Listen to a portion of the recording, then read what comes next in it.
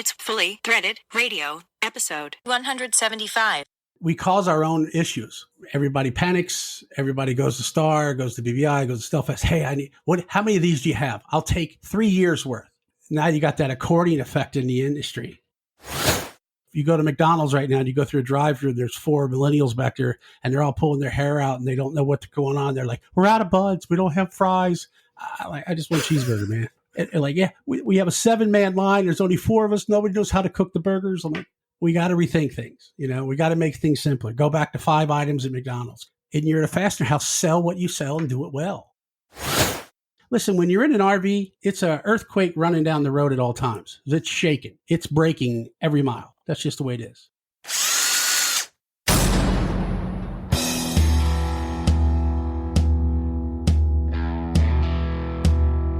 It's time for Fully Threaded Radio.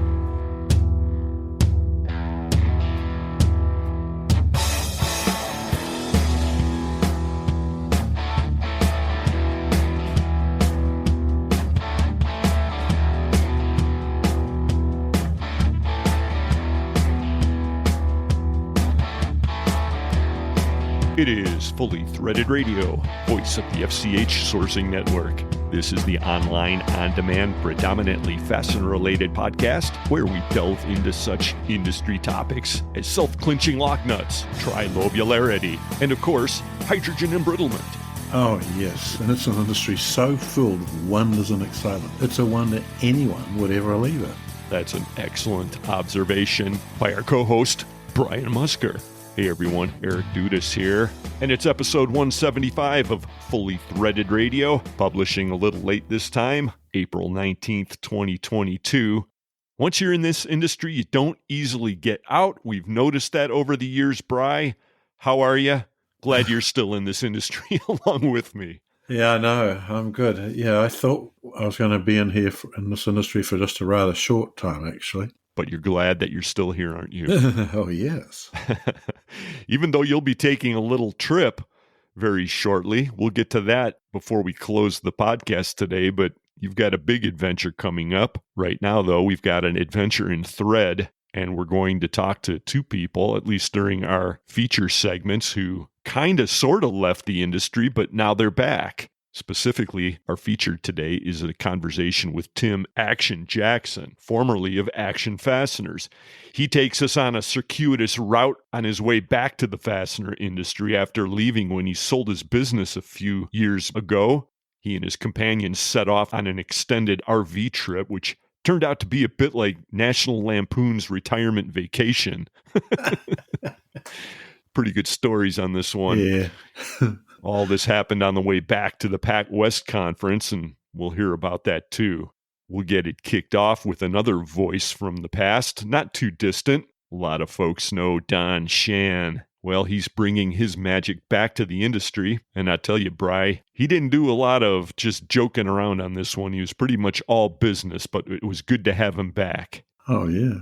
I haven't seen or spoken to him for a while, actually. Actually, when I was over at your place. The amazing Shan. AFC Industries Vice President John Kovatch joins Mike McNulty on the Fastener News Report today to kick around the Fastener Distributor Index numbers. I tell you, it's another surprise, this time a positive one. You just never know how that thing's going to lie, Bri.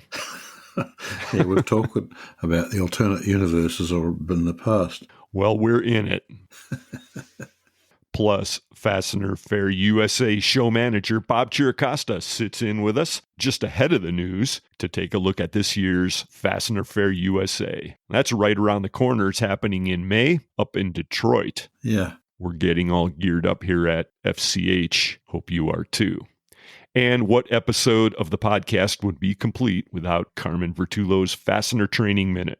This time, he runs down the short list of essential reference material, which he considers a critical resource, and what you really need to consider yourself a well-informed distributor of threaded fasteners. Plus, we'll have Southwest Fastener Association golf results for you. That includes the coveted FTR award. Sought after. Very. Who took it this time? Well, you'll find out very soon. You're also going to find out who makes this monthly threaded fandango a possibility. Bri, that's your area. Yeah, it is. Yep. And we're really lucky to have them too. The title sponsors of Fully Threaded Radio are Brighton Best International, Gerbil Fasteners, and Star Stainless Screw Company. Brighton Best International, tested, tried and true. Gerbil Fasteners, quality the first time.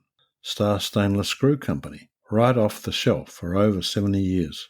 Also sponsoring Fully Threaded Radio are Buckeye Fasteners, PTM Manufacturing, Eurolink Fastener Supply Service, Fastener Fair USA, InSequel Software, ND Industries, Parker Fasteners, 3Q Inc., Stelfast, Volt Industrial Plastics, Worth Industry North America, and Solution Industries, home of Solution Man. So thank you to all of our sponsors, and if you're listening to this, then you should be thinking of them too. If you're looking to buy any fasteners, think of them first. Many thanks to our partners in this endeavor, and many thanks to you for tuning in to the podcast. You know, Bri, I just received my newest edition of the American Fastener Journal Source Guide. Of course, most of our partners appear prominently. Yeah. Great job on this one again, Tom. Noticed ND Industries snagged the back cover. They're shouting out their Eco-Lock line. These are water-based thread lockers with the performance of a solvent. Interesting. Okay. Eco-Lock offers the same great performance as solvent-based carriers, but with the added benefit of a lower environmental impact. And of course, Eco-Locks arrive dry to the touch and ready for installation. ndindustries.com. Yeah, this source guide is another one of those resources that I think a lot of people in the industry should not be without. Don't recall if Carmen discussed that on the Fastener Training Minute, but he should have. Right. Folks, we appreciate your input, feedback, questions, comments, you name it. The email address here is ftr@fullythreaded.com. Let us know what you think. And we're going to hang one more thing out here at the top of the show because it's really big, Bri, and then we'll get to our features. I'm not sure if it was GQ or GH3 who put this together. Probably they both worked on it. But this message came from them a few days ago, and it's regarding your chance, everyone, to get on board with this year's Tough Nutter team. You might recall the fanfare that was produced around this event last year. That was just ahead of the MWFA Fastener Week in August. Huge success, a lot of fun. Now, this message says it all, so I'm not going to tinker with perfection, Bri. I'm just going to read what came in. Wow, that's pretty rare. You noticed, huh? Headline, time to jump in and prove you're as tough as the fasteners you sell and a worthy maniac. Better late than never. You heard about it last year, a group of 11 who did the unthinkable and bonded like never before. You know you wished you were part of it. We're talking about the Tough Nutter team. This year is your chance to redeem yourself as a member of the 2022 Rugged Maniac team. Join us for a fun event that will once again, without a doubt, be the talk of the show during Fastener Week in Chicago. 3+ miles, 25 obstacles, and fastener friends that will not let you down. We start together, finish together, and leave with a bond that will not be broken. So, if you're not excited by that, I don't know, maybe you're in some kind of an alternative industry, but possibly the adhesive world. How you stumbled into this podcast. I can see GH3 in that. They put a lot of work into that, I can tell. Yeah.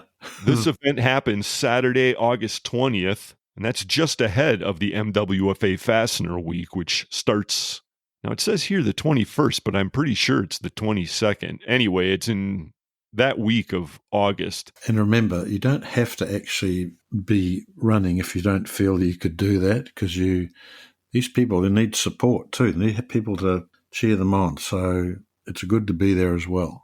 Thanks for pointing that out, Bri. You and Lynn were the head of the cheering section last year, and we appreciated that.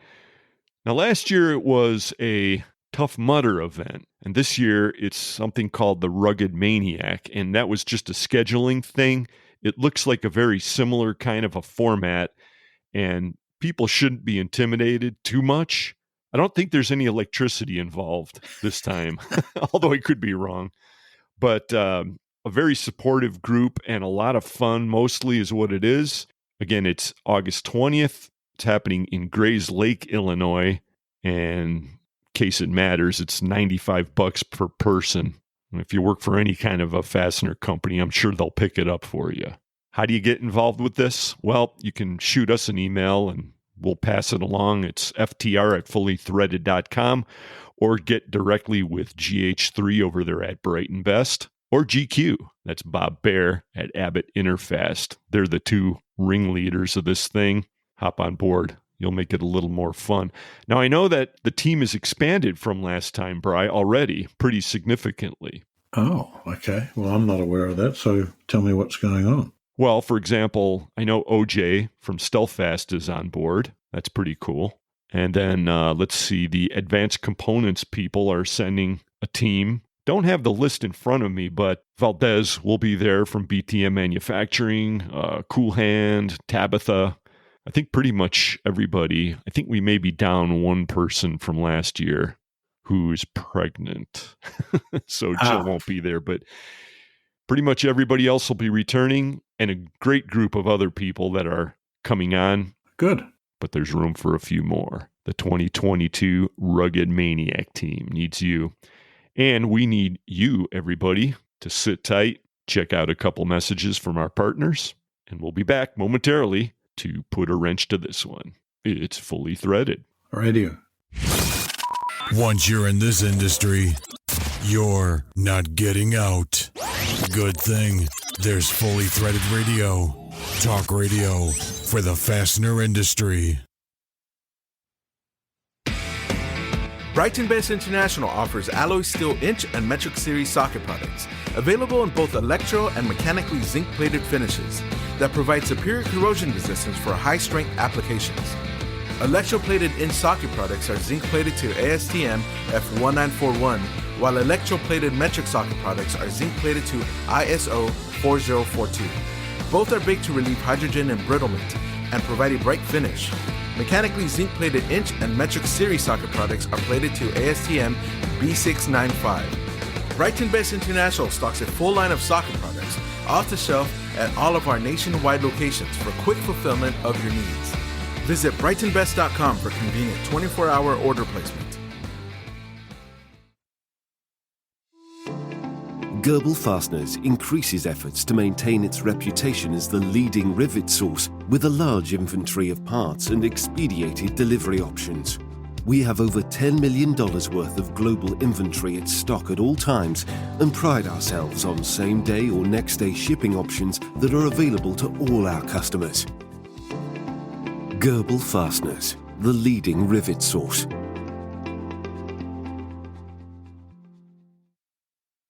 Stainless Dan here, coming to you from Star Stainless. From the beginning, Star has offered two major things to our customers. First, we stock a large diversified inventory of sizes, with inventory on hand so you can receive it right off the shelf. Second, we offer personal, friendly, efficient service from placing your order all the way to delivery. Star quality is more than products, just the way Wayne wanted it to be. It's simple. We're Star.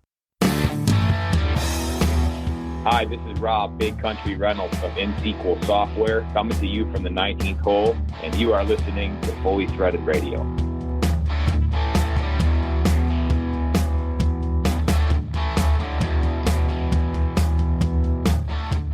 You ever find yourself measuring the passage of time by referring to the huge stack of distributor link magazines behind your desk? No, I usually do it by measuring the increasing list of my emails that I have to answer, okay?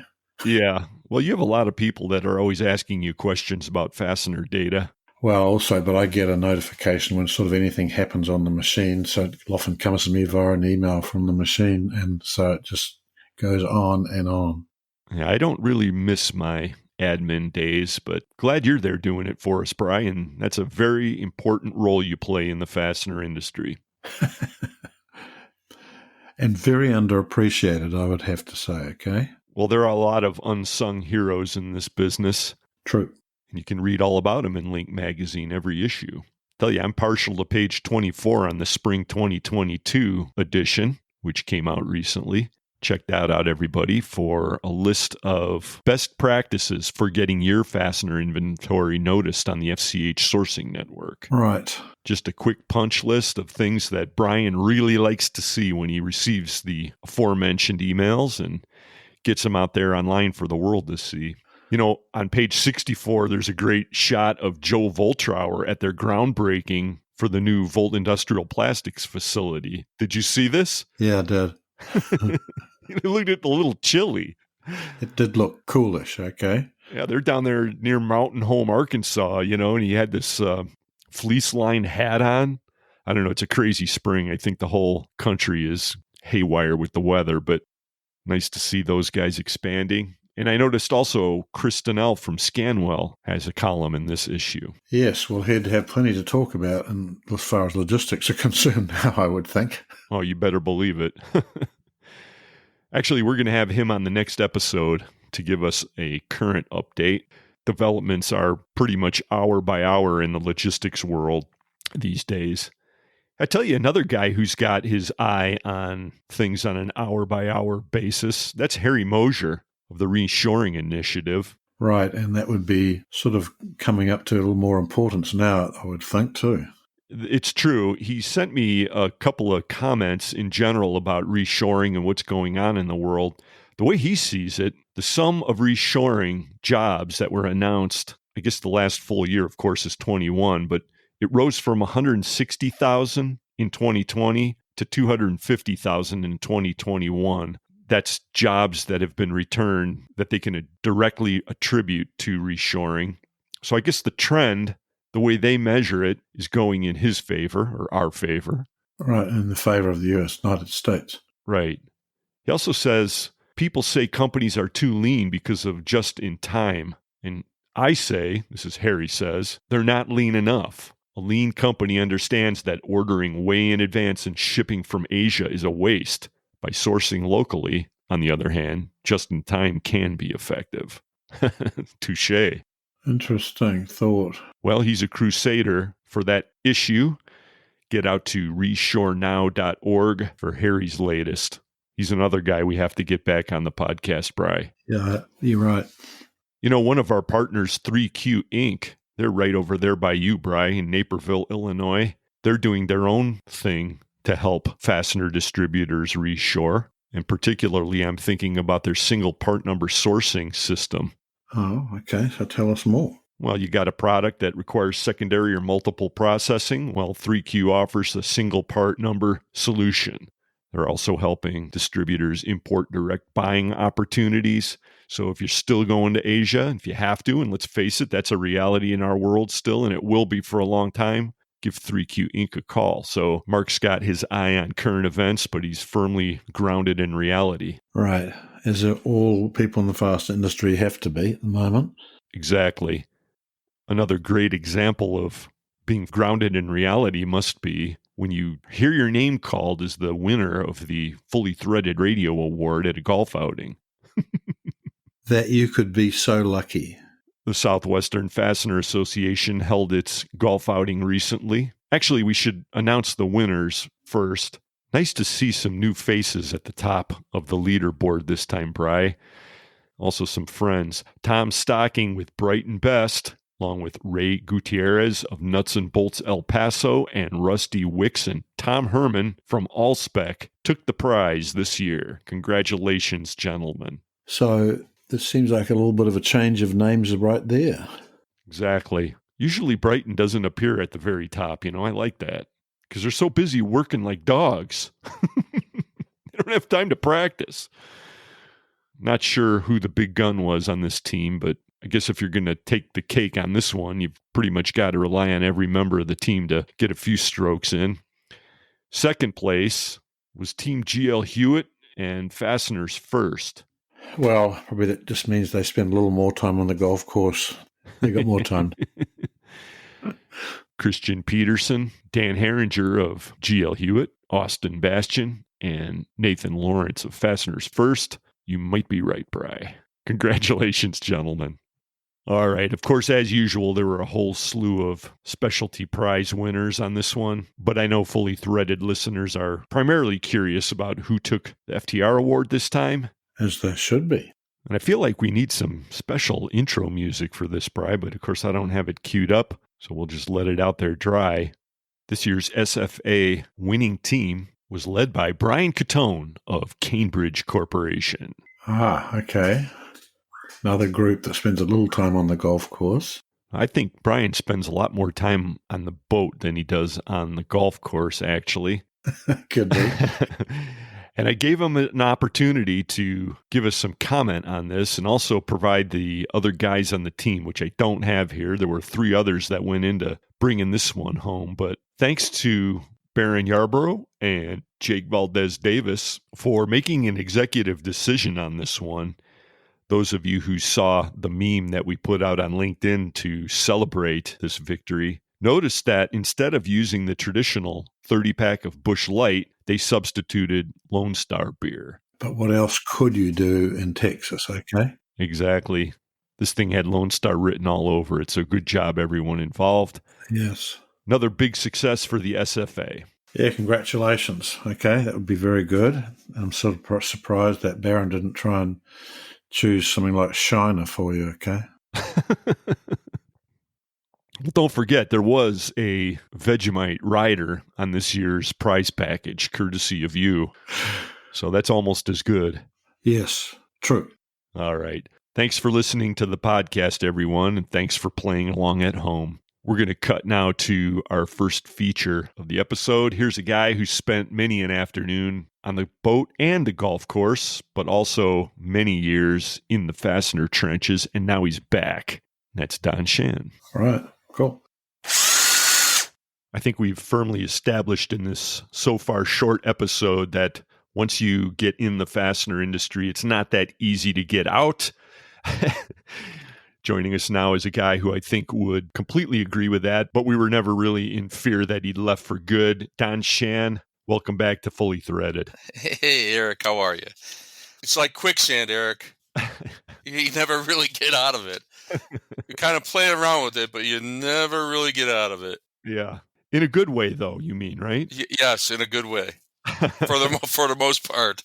Well, for folks who missed episode, 138 back in November of 2018, it was entitled The Outsiders. That was the last time you appeared on the podcast. You're a fixture in the Cleveland area fastener world, as well as the industry at large, and you've been kind of in the background for a while. You got a new thing going now, but how you been? I've been well. I've been playing around doing some consulting work. Never really left. You get a little bored with free time, so I never really left, or the fastener industry really never left my heart. So there's a pun on it after a heart attack, but it's something that gets into you, and I enjoy it. So opportunities within the industry, as everything melted down, as you had quietly said, gave a chance for Shan Fastener to maybe give people another option on what they do on their secondaries, and especially their special made to print items, which is a perfect fit for me. Right, and you cut right to the chase. You've got a new thing going. You're calling it Shan Fastener, and we'll be talking a little bit more about that. I know you've caught a lot of people's attention already. And that was always one of the reasons I enjoyed talking to you, Don, because you always had really deep connections into the industry, and you always kind of knew things that a lot of people didn't. I think that's going to position you well as you set out on this. But before we get into the ins and outs of what you're exactly doing these days, how do you read the industry? I mean, so much is going on. It's so tumultuous. You're so plugged in. What are you seeing? Look, for me, from the outside, for the last while, on the outside looking in, seems to be an awful lot of smaller distributors being eaten up, a lot of consolidation, and put that into the disturbances in the supply chain, and the challenges are many. So it's bigger distributors eating up the smaller distributors, and with supply chain disruption and that will not last forever, but it's going to be probably a couple years, the way I look at it, before that slows down a little bit. So the challenges are always there, but material flow is going to be the big issue at this point. Do you have any particular insights into any specific sectors that might be of interest to listeners? Every industry across the country is affected by this supply chain. It's just bad all the way around. I mean, it's would make domestic suppliers. That's the other thing. Everybody's really extremely busy, or they should be extremely busy. And capacity with domestic manufacturers is probably an issue at some point. Some of them have so much business that they can't gather on new business. Makes it a little bit tougher for guys like me to get any audience because they're so busy. So it's a little frustrating there. And then another frustrating part about the industry per se is trying to find enough material. Your big importers will not sell you their entire. They're trying to support the industry and all distributors, not just the big players. And in doing that, there's shortages of just A items. I'm not a lot heavy into A items, but in the secondary process world, we do take a lot of the A items and have them coated or patched or reworked. And in them instances, there's shortages all the time. So for a big distributor who has national account contracts that they have to fulfill specific needs with quantities, certain quantities, they're finding it hard to maintain that just in the A items. And that's frustrating. You push that on to the smaller B and C items, and they don't get nearly attention that they're spending their time trying to just keep supply chains filled. Makes it a little tough for them guys. I don't know if I'd be comfortable with a OEM contract right now with set pricing, especially that have to commit to for any length of time because of how crazy the numbers are going right now. Right. Well, we've been talking about supply chain challenges for, seems like forever now. Yeah, right. Although it's probably been closer to about, 2 years since it got really scary. Yes. And everybody's dealing with it, and everybody's dealing with the consolidation as well. But then there's guys like you who are starting up new things, and there are other small and mid-sized operators out there, and they're most of the fully threaded radio audience, let's face it. So obviously you see opportunities out there too, and you're a person who's always thinking. Matter of fact, that's, I think, one of your monikers of your new enterprise, Shan Fastener, the Fastener think tank. So what are you thinking in terms of places where there are opportunities for small and mid-sized distributors? There's more opportunity now than there was 5 years ago, per se. Especially COVID changed everything, obviously. When we came out of COVID, and then, are we really out of COVID? Who knows? I saw just here recently that Philly was the first major city that came back and put the mask mandate back on. I thought the country was opening up to a point where we can get into business as usual. But with that involved, throw in supply chain problems, and I think opportunities are so available for people to lending hands. So for me, selling fastener distribution only, it should be a perfect fit for even the biggest of the big to have support in having somebody else help them with the day-to-day problems. People are really frustrated. At least the people I talk to are frustrated, not only with their job, but with the opportunities that are around, as well as, how are they going to get through the day without another headache? So you wake up in the morning and you go, today's going to be a headache day. To have somebody hold their hand and say, hey, we'll help you. What's the problem and how can we find an answer to that problem? So, that's what I personally think. If people look to the positive side, and it's frustrating for that to happen because it's human nature to not look at the positive side. People that do can see opportunities left and right on the street that they maybe not see. So, if I look at it, people don't realize that if you use kindness, empathy, consideration, graciousness, humility, things of that. The alpha traits of sustained business success. That's the key. And there's not enough of that in this industry, to be quite honest with you. Well said, Don. I have to agree that those are real assets when it comes to dealing with any business, and I think it pays off. But there are also, at the same time, specific business problems that people are looking to solve, aren't there? You've got to have an idea about a niche that you're looking to fill as you do it empathetically and compassionately and so forth, right? So what are some of the things that you're seeing that you're going to be diving into with Shan Fastener? For me, it's the ability to partner with fastener distribution. When I say partner, it's taking the good and the bad. So I'm here to help with the headache items, the hard to find items, and the secondary process stuff that makes it so difficult for larger distributors to move material from one place to another, plating to patch, anything that has a secondary process that has to be reworked at some point or another. And the other one is the specials aspect of making or manufacturing a special and doing a stock and release type of program. That makes it real simple. If you get into it, most of the large distributors obviously have large contractual contracts with huge OEMs that 80% of the material that they support in a VMI type of program is easily done. The other 20% that become more of a pain for them are perfect for me, because we could take that 20% of the material, and with the right communication between both companies, you can get usage reports, and they don't have to carry the inventory.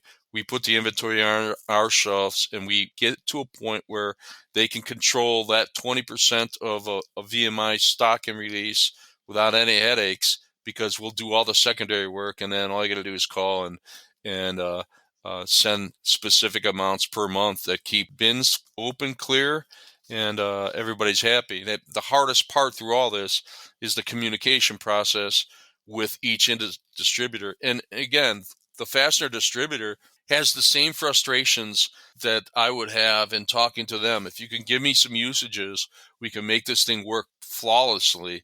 And they, I'm sure, talk to the OEM, whoever that may be, and ask for them same type of information. The more information and the more clarity we have in what everybody needs to be successful, the better off we're going to be. And to be a partner in that, and partnering is the really key. I don't think I have interest for somebody that's looking just to get out of trouble or has a one-time buy. I'm looking for distributors that want a partner that will help them in the headache portion of their business. And we both grow as a company. We both support the OEMs that they have, and we'd have stock on hand. Most of the stuff we'd be stocking will be stuff that is specific to their customer, not so much that I can resell to anybody else. It's going to be specific to their customer, and it's going to lend support so they can do the bigger items that they need to take care of. And all the littleness I can take care of, or as a team we could work together and make sure that any outages do not happen. So secondary services, supply chain benefits, and the think tank advantage is basically, give me your special. Let's find a way to make this work. If it needs tweaking engineering wise to turn it into maybe a more standard process to save some money. If it's a part that is screw machined and we can get it to the point where we can head the part in a heading process, that's going to save us oceans of money. And having been doing this for the majority of my life, I've run into all of them situations where we can definitely be a supplier that would help in the experience and an extension of a purchasing department, and lean on the experiences and the services that we provide, especially with the younger people, especially with the guys that have been here or been in the industry, which has always been a problem. It's experience in this industry for sure. Right. To have an extension of your purchasing department and be able to deal with people that have been there before, that's invaluable if you ask me. A lot of people listening know very well that you were a driving force behind Solution Industries. and you did a lot of thinking there, of course, and you learned a lot there. And I'm hearing some echoes of Solution Industries in your outline for Shan Fastener. There's no denying that, but you're actually, sounds like, taking it a little bit back to its roots, but also making a few steps forward and plugging it into current conditions. Is that a fair assessment? Fair assessment. When we started Solution, we did things we had to do because that was the only thing we could do at that point. So the experience of having creating that company, the experience of that, we don't make the same mistakes at the beginning, and we know exactly what Shan Fastener will know exactly which way to go out of the gate, and not having to carry on some of the early items that we had to do when we were a young Solution team. I miss some people at Solution, but just put that on record.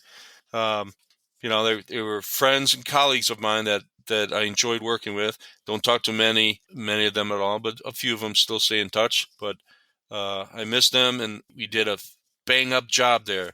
And I'm going to do that now. So I'll give you my one superpower, though. What's that? So learning how to remain calm when you're disrespected is a true superpower. So there. Ooh, yeah, good one, Don. Well, like every place in business, we have that in droves, but it's definitely an excellent skill to cultivate that. You hear that, all you young folks out there? Yeah, there you go. No such thing as getting triggered when you're actually doing business. Yep. Unless you want to go out of business. Yeah, there you go. Fast. Well, good for you for having that kind of an attitude, Don, and it's been no mystery to me. There are those moments in time, and you develop a situational awareness to recognize them where everything is clicking, and then those moments, they pass by and they're gone and they never come back, and we can look back on them. So you've had an opportunity to see what's happened with both with Solution and in the industry. You're back now. I should mention that the website is shanfastener.com. Good to see that, Don.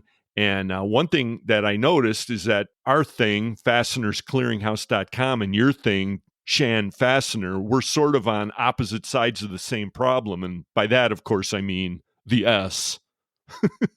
Yeah, the dreaded S. We got the S problem, man. We've got an S problem, but you've got your own. I guarantee you people are going to be punching in shanfasteners.com, but that's wrong, isn't it? It happens all the time, literally all the time. And when you spell it out to them, you literally almost have to tell them there's no S at the end. Now, my advice to you, and I wish I would have learned this way back when, but we 100% would have gotten Fastener Clearinghouse and fastenersclearinghouse.com and then redirected them both to the same place. But did we do that? Yeah. No. Yeah. Well, there's another one of them. You learn all the time. Telling you, Don, get out there and grab that domain right now. Yeah, that's one thing you will always understand is no matter how old you are, no matter how long you've been in this industry, if you are not learning something almost every single day, whether it be a personality trait or a comment, or for that matter, just materials or the different products that come up, there's always something to learn, especially with the younger folks. Don't get discouraged because it takes a long time, and when it's all said and done, you're still not done learning. That's actually what makes it fun. That's true. And from the outside, it seems so simple, but it isn't. Yeah, doesn't it? Yeah, you're right there too. Well, let's put a little bit of a better focus on this still, Don. You're obviously based here in the Cleveland, Ohio area. What initially is going to be your focus geographically? How are you going to build this thing? I will rep out the country. I'll get some reps in some specific areas. Most of the business is in the Midwest, so anything east of the Mississippi, obviously. So Detroit, Chicago, Cleveland are all huge areas. There is some work I'll do in the New England state areas. I'll get down south a little bit. We had a really hard time for doing some things for some reason. It's hard if you get in the Texas area, it's a little bit more difficult, but we did do some business there that I'll tinker with a little bit. But right out of the gate, the Midwest area and the larger distributors in that specific area, and we'll go from there. We'll grow it with reps. We'll do some work. We'll do some, I'm on your show, which that will get me a big blast. Oh, yeah. Your ratings are up, I hear. The blowtorch. Yeah, the blowtorch. So that will work. You'll see me bouncing around on LinkedIn and the regional shows. And you're going to the social too, aren't you? I'm going to the social. Yes, I'll be there. Yeah, we've missed you the last few years. Yeah, well, I told you that one time when I had my heart attack, you were kind enough to reach out to me, which thank you very much. And you said, I had my gown on, and you said that you could finally go to the Vegas show and tell everybody to kiss your ass. Was that me? Yeah, that was you that said that. And I went, that was a funny comment. Well, thanks for reminding me of that one, Don. Well, I'm glad that you made it through that ordeal, Yes. You got the heart to do it, and you did it, and you're back, and it's good to hear you, good to see you. It will be good to see you at the social, and I'm expecting some big deal announcements coming further to what you were saying a few moments ago. We'll leave that where that sits, and we'll just say again, it's Don Shan of Shan Fastener. This time the S is at the beginning, and the S is for Shan. Yeah, there you go, buddy. Got an email address? Yeah, don@shanfastener.com. No S on the end. What could be easier? Yeah, exactly. Grab that other domain, though, Don. Yeah, well, I think I'll do that. Good to talk to you. We'll see you in the near future. Okay, buddy. Thank you. Don Shan, everybody. And we'll be back in just a moment with more Fully Threaded Radio.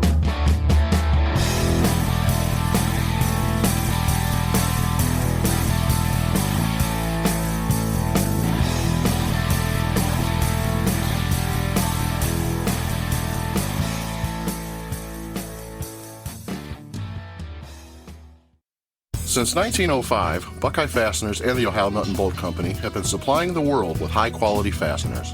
Our standard product lines include weld fasteners, braided weld screws, leg levelers, self-clinching hardware, clevis pins, rivet nuts, and various other fastener lines, allowing us to support virtually all types of industries. BuckeyeFasteners.com. Buckeye Fasteners, more than just weld.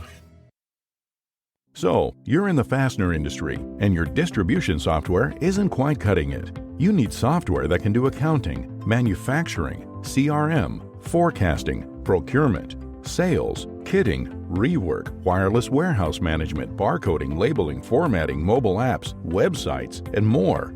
Wow, right? What you need is the #1 manufacturing and distribution software for the fastener industry, InSequel. InSequel provides a full suite of applications written and supported by InSequel, not to mention software support that is unmatched by anyone in the industry. InSequel works with you, not at you. Don't be just another sale. Be a partner with InSequel. Contact us today at insequel.com. That's INXSQL.com. Parker Fasteners is your premier cold heading manufacturer, forging the future with precision and quality as our top priority. When you think of domestically produced sockets and tamper-proof screws from alloy and stainless, including A286, think Parker Fasteners. Forge the future with Parker Fasteners. Visit Parker Fasteners online today at parkerfasteners.com.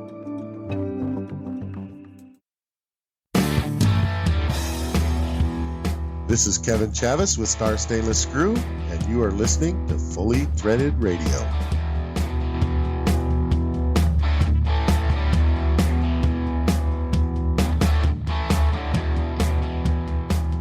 It's the news segment of the podcast, featuring news and headlines presented by Fastener Technology International editor Mike McNulty. We'll also be covering the latest on the Fastener Distributor Index numbers this time for us, folks. And it's all presented by Volt Industrial Plastics, along with our title sponsors, Brighton Best, Global Fasteners, and Star Stainless. Well, Bri, we always like to keep everybody abreast of the fastener events around the industry, large and small. Right. This time we've got a big one to talk about. It's Fastener Fair USA. That's a favorite of yours, isn't it? I know, it is actually. And in one of my cities. That's right. You're a big fan of the Motor City. Yeah. And this time, just around the corner is Fastener Fair USA 2022 version. happening May 17th through the 19th at Huntington Convention Center in Detroit, Michigan. Here to elaborate all the details with us, it's show manager and head bottle washer, Bob Chiracosta. Hi, Bob. Hi, guys. It's great to be with you today. Hopefully there's not lots of bottles to be washed flying around, okay? No, I hope not. You do it all, though. Man, when we were in Cleveland last time, I remember you were out there on the show floor ahead of the opening, and we had some last-minute problems with the way that everything was set up, but you were right on it. And so the smallest detail up to the big picture for you, Bob. Well, that's what it's like in the trade show business, but I have a great team. We have a fantastic team working on Fastener Fair, and they do a great job for us. Well, let's start from the beginning. Tell us about the show this year. What are the highlights? What should people be looking forward to? Well, we're really excited about the show this year. We are returning to Detroit.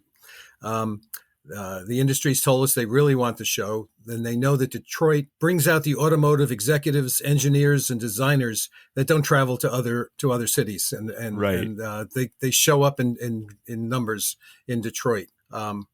This will be the first post-pandemic fastener show, and we still don't have as many international companies in the past.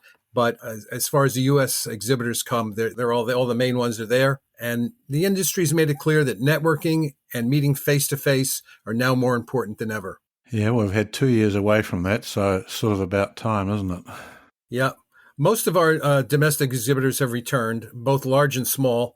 People like Brighton Best and Dorkin and Magni and Buckeye, AVK, Aluminum Fasteners, JM, Torpar, NOF. I'm just rattling them off the top of my head.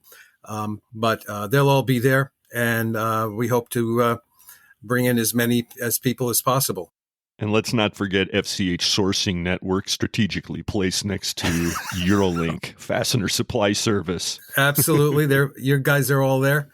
And thank you, Bob. Looking forward to it. We're also excited about the networking events this year. We know how important they are to the industry.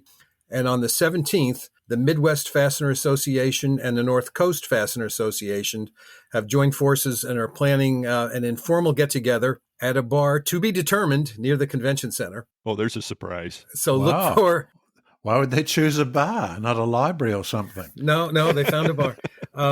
Anyhow, look for additional information on that. They're still deciding which place to go to, but that's always a great event when they put that together. This time it's the two associations working together on that. Cool.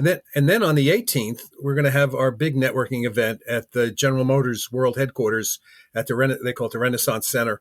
Yeah. That's where we were back in 2019.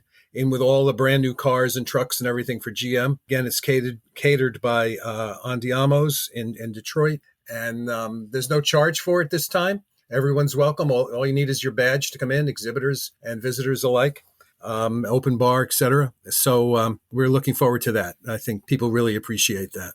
That was a hit last time, that's for sure. Yeah. It's more than a lobby. It's more like a museum. It is. In part, it's like a museum, and they've got all their newest cars out there. And every car they've got on the floor has every option they make on the cars. So if you want to see the latest option, I remember last time they just introduced that tailgate that flipped down on some of the trucks, and they had those out there. Yeah, I want to get there before they put internal combustion down the memory hole, which I'm sensing is inevitable at this point. Because last time we were there a couple of years ago, it was all electric, and that was kind of a horrifying thing. And now they're going full bore with all that. So see it while it's still available, folks. Right. It's a cool setting too. I mean, it's a good place. It's GM's world headquarters for a start. How about any other new features? What else have you built into the show this time? I know you've been adding and adding. Well, their conference program has been expanded. Once again, the Fastener Training Institute will feature their pre-show conference on May 17th. That's the day before the show floor opens. That's Fastener 101.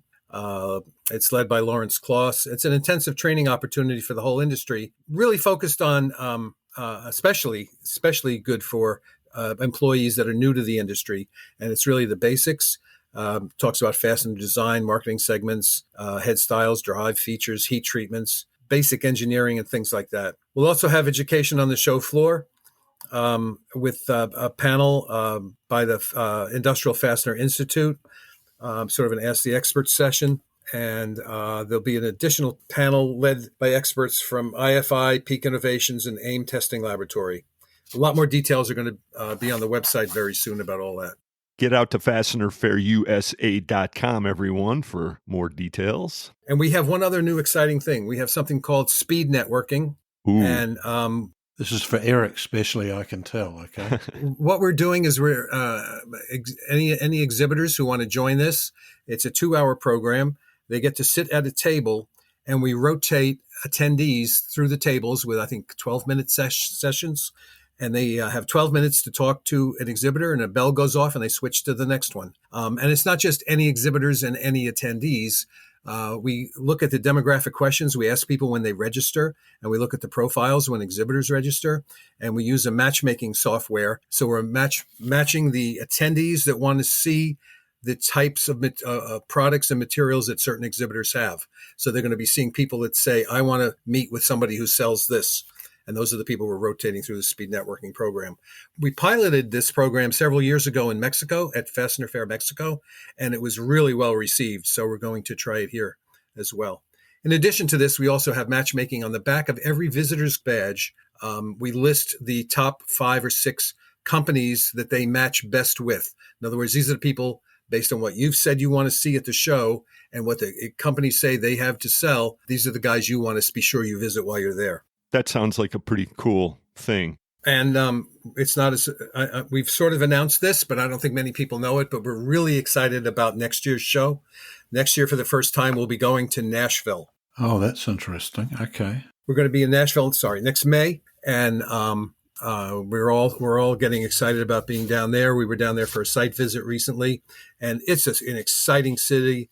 It's a lot of fun. The North Coast guys and Midwest guys will have no problem finding a bar near the convention center because there's about 50 of them within a block. Yeah, I know. And down there, our plan is, it's not set in stone yet, but our plan is to hold our networking party at the Country Music Hall of Fame, which is right next to the convention center. So we're in the early stages of planning that all out, but we're quite excited about that for next year. That's something to look forward to. Wow. Okay, so we're sort of doing a 2-in-1 here, folks. We've got Detroit coming up in May of 22.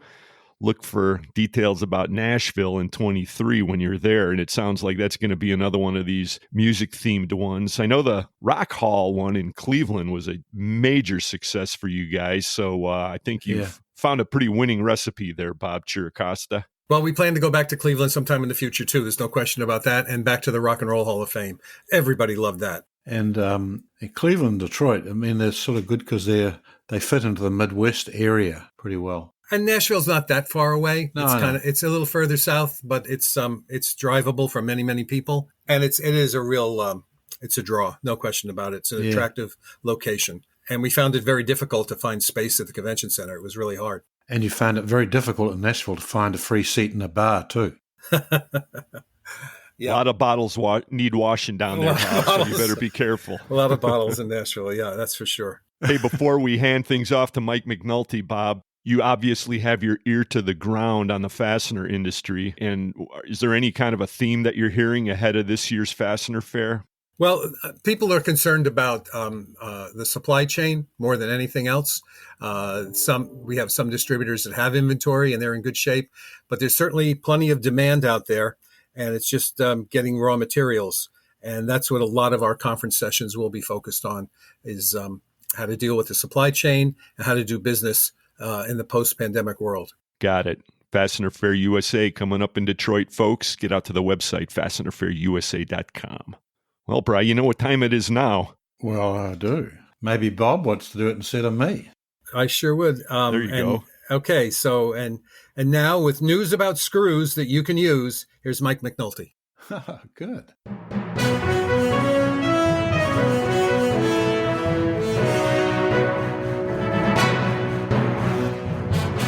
Thanks, Bob. This is Mike McNulty from Fastener Technology International Magazine, bringing you the Fastener News Report, which is sponsored by Volt Industrial Plastics, makers of the world's finest plastic fasteners. Major League Baseball has started the 2022 season, and since the Cleveland Indians will not be taking the field anywhere, I am making plans to travel to Pennsylvania to see the Pittsburgh Pirates host the Milwaukee Brewers at PNC Field over the 4th of July weekend, but I am still focused on fasteners and ready to deliver today's Fastener News Report.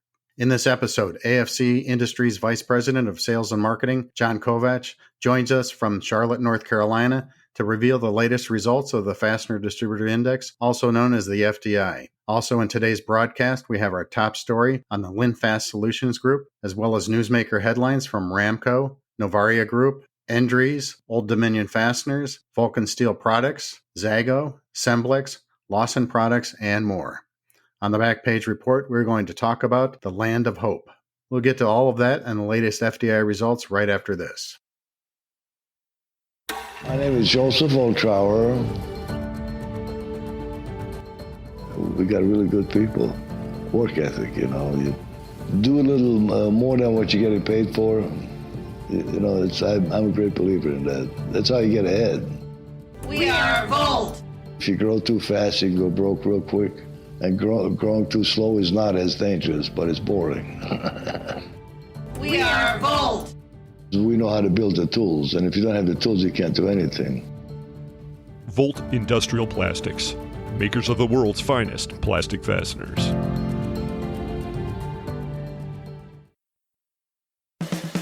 Since 1985, the U.S. Anchor product line from Brighton Best International has consistently supplied distributors and end users with high-quality light, medium, and heavy-duty anchoring systems. As the anchoring business has matured over time, new products have been added to the U.S. Anchor lineup to meet the demands required on job sites and industrial facilities. This growth is due to a commitment to invest in product testing to meet and exceed strict industry standards. These new products deliver better performance and improved ease of installation. BBI consistently delivers high fill rates of U.S. Anchor products from 21 regional warehouses. For more information on all U.S. Anchor product lines, please visit www.brightonbest.com/US_anchor. Solution Man, Ken. Solution Man, you're my fastener hero. Just doing my job, ma'am. SOLUTION, SOLUTIO. Solution Industry. We are Solution. You're listening to Mike McNulty's Fastener News Report on Fully Threaded Radio.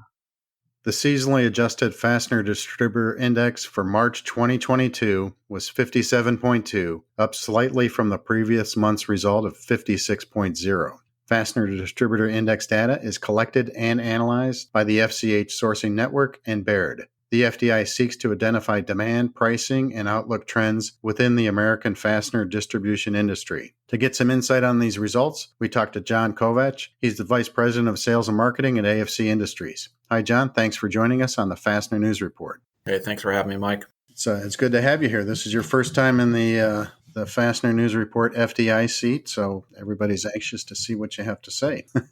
So what do you think about the latest FDI results? Well, I don't think they're surprising. I mean, we've been on a pretty good trend for expansion here all year, the last 12 months or so. I think people are getting over the Russian-Ukraine conflict. I think probably more concerning last month than now. They're figuring out that it's more of an impact on stainless pricing, which of course is an issue for those customers that use it. But from an overall standpoint, I think it's less of an issue than maybe people had thought about. But, I think we're going to continue to expand. I think we're in a really good spot for growth. I think at some point we're gonna start tapering off, but it'll be a question of when. People are still buying luxury items, still buying a lot of houses, still spending money in the marketplace, and maybe inflation will start catching up to them, and that'll taper off. And when it does, we'll see a drop. But I think for right now, we're in a really good spot still. Good spot. Yeah, inflation. It's interesting. It seems like every other day we hear a new 40-year record on inflation, and every trip to buy things is a little bit of a shock. But it is what it is. So yep. So let's dive in. The sales number actually moderated a bit this month to 75.2 versus 79.1 in February, which is a pretty high number, but still pretty strong. The forward-looking indicator jumped almost 10 points versus last month to 65.4. So it seems like people are getting a little bit more comfortable looking forward, maybe, like you said, settling into the war in Eastern Europe, saying that it's a problem, but it's not affecting everything. Yeah, and the forward-looking indicator jumped up, but it dipped in February, which I can't really explain why it dipped. I think it's kind of back to where it probably ought to be. at least for the time being, right? I think the supply chain disruptions we're seeing really are acting kind of like a governor to the engine of manufacturing, right? So even if the demand is really great, it's a challenge for people to get the product that they need. And so that's just going to kind of prolong the positive that we're seeing. I think sometimes we're lucky that we have some disruption, because I don't know if we could keep up with the real demand that's out there otherwise. Yeah, there was a lot of fatigue people have talked about on the last few episodes. But you're right. Last time the FLI forward-looking indicator dropped below 60 for the first time in a long time. So maybe it's just a blip on the screen and back where it should be. And I think as far as distributors go, we're going to continue to see this for a while. I think manufacturers are even in better shape as far as fastener manufacturers, right? Because with all the reshoring, bringing the products back here, even if we start to see a dip, I think the manufacturers in this market are continue to just try to keep up and catch up for quite some time. Yeah, that's a good point. I think that's going to continue. We're hearing all these shutdowns in factories in the land of zero COVID. So I think people are like, okay, let's try to bring things closer to where we use them. Yeah, for sure. And I think that's going to continue. I think the shutdowns again in China that we're seeing right now, I think that's going to continue to feed into it. I don't say it's an imminent threat, but there's a threat out there of the invasion over, China into Taiwan. So who knows what will happen, but what it'll certainly do is continue to cause questions. Yeah, question your sourcing. Yeah, and the solution for that would be reshoring. Yeah, and we keep seeing lots of news stories of manufacturers investing and trying to bolster things up to get their lead times shorter and take advantage of reshoring, like you're mentioning. And, investing in technology, right? We've got although the numbers are strong for employment, we had a big bump back up. But again, I think it's one of those that just kind of caught us back up to where we've been. It's still tough to get the blue collar talent, right? We're not having as much of a problem with finding the office workers, mid-level management, folks like that. It's more of the labor. I think less and less younger people want to be doing that these days. So we've got to keep investing in technology. Yeah, it's a great avenue. I mean, many of us, myself included, started out on the shop floor, and it really gives you a good appreciation and inherent knowledge of the market and what you're selling.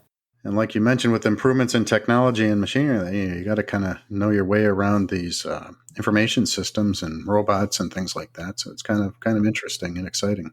You almost need a technical degree just to go out and run a machine in a factory these days. And then also, I mean, the other labor thing is the transportation. I saw, the news that Walmart is upping their salaries to $110,000 a year for some truck drivers. So yeah, it's unbelievable. It's pretty unbelievable. Walmart's our Target changed their minimum to $24 an hour just for their workers. So it's getting really, really tough to compete in the lower end market for sure. Yeah. Well, we keep slogging away. But you mentioned employment was better in the FDI report this month versus last month. Also, pricing stayed very high. And then finally, the 6-month outlook actually improved. We got 45% of respondents expecting things to be better 6 months from now, which will take us into October, and 45 expecting it to be same, and only 9% single digits expecting it to be worse. So yeah. And again, I think that goes to, it's going to take us 6 months just with what we've got on the books to keep up with what we have. So 6 months is a pretty good horizon, should be pretty safe. I think the question becomes 12 months, 18 months from now, what do we look like? Yeah, I've seen some long-term forecasts for GDP to be tapering off next year and then the years after that. And then all this spending is going to catch up, I think. Yeah, and the inflation and people are heading back to the office. You mentioned the COVID. They were spending that money that they were spending on gas and childcare and clothes for the office and other things on their homes and luxury items and stuff like that. So I think that'll, over time, start to fall back off. Let's move on to the respondent commentary. And in general, we saw some supply chain improvement, additional raw material inflation surfacing, and modest improvements seen, like I said, in supply chain. One respondent said import logistics are slightly better, but still hit or miss with regard to movement through the ports and to rail. Overall sales and future projections are encouraging, but demand on chip availability are much dependent on chip availability. Another respondent said inventory is starting to arrive that has been floating in the Pacific for months, allowing shipments to keep pace with new orders. But then countering that were new raw material inflation emerging. And one respondent said material cost and availability continues to be a problem, especially stainless steel, where pricing has gone up 75% since December, if you can even get a quote. You mentioned stainless at the beginning. Do you have anything to add on that? Yeah, stainless is definitely, it's taken the big impact from the Russia conflict, right, with the nickel availability. And we all know what happened there over the last 45 days or so. But then again, you've got the situation in China with the shutdown. So although product is maybe flowing in now from what's been sitting out there, the question will be, what's this hiccup going to look like at the ports in China today? What effect is that going to have? Right. So, so stainless is definitely a tough one. We've definitely talked to our customers about it. We've got a lot of marine customers and sell a lot of stainless steel. So everybody's in the same boat. No pun intended. And, the marine fasteners. Right. So, stainless above all is the biggest challenge right now from a fastener standpoint for us. Yeah, the last comment I had was also on stainless. It says, terrible things are happening with stainless steel at the moment. Never know when this will end. Anyways, that's the commentary. Some improvements, but then other problems surfacing. So I think that's just maybe how it's going to keep going as we move forward. Yeah, and the question mark is what's the next thing to pop up, right? So we've just got to tighten up our supply chain, and we've been really lucky to have some great folks that get their arms around it and get ahead of it the best we can, and kind of plan for the unexpected is the best we can do right now. Well, I'd say that's definitely a common theme that we hear from people that come on to talk about the FDI and about the industry, is that how people have responded to this. We've had 2 years of responding to unknown and unexpected challenges, and so we're just getting good at doing that, I think. Yeah, it's planning for the unexpected is certainly. I tip my hat to supply chain. I don't know how they do it, but push out your lead times and kind of create an expectation of the worst and hope for the best. And they've done a really good job of adjusting for it. Yeah, definitely. All right, finally, let's move off the FDI, and you can tell the listeners a little bit about what's going on at AFC Industries. I know you guys have been busy with acquisitions and expansions. What can you tell the listeners?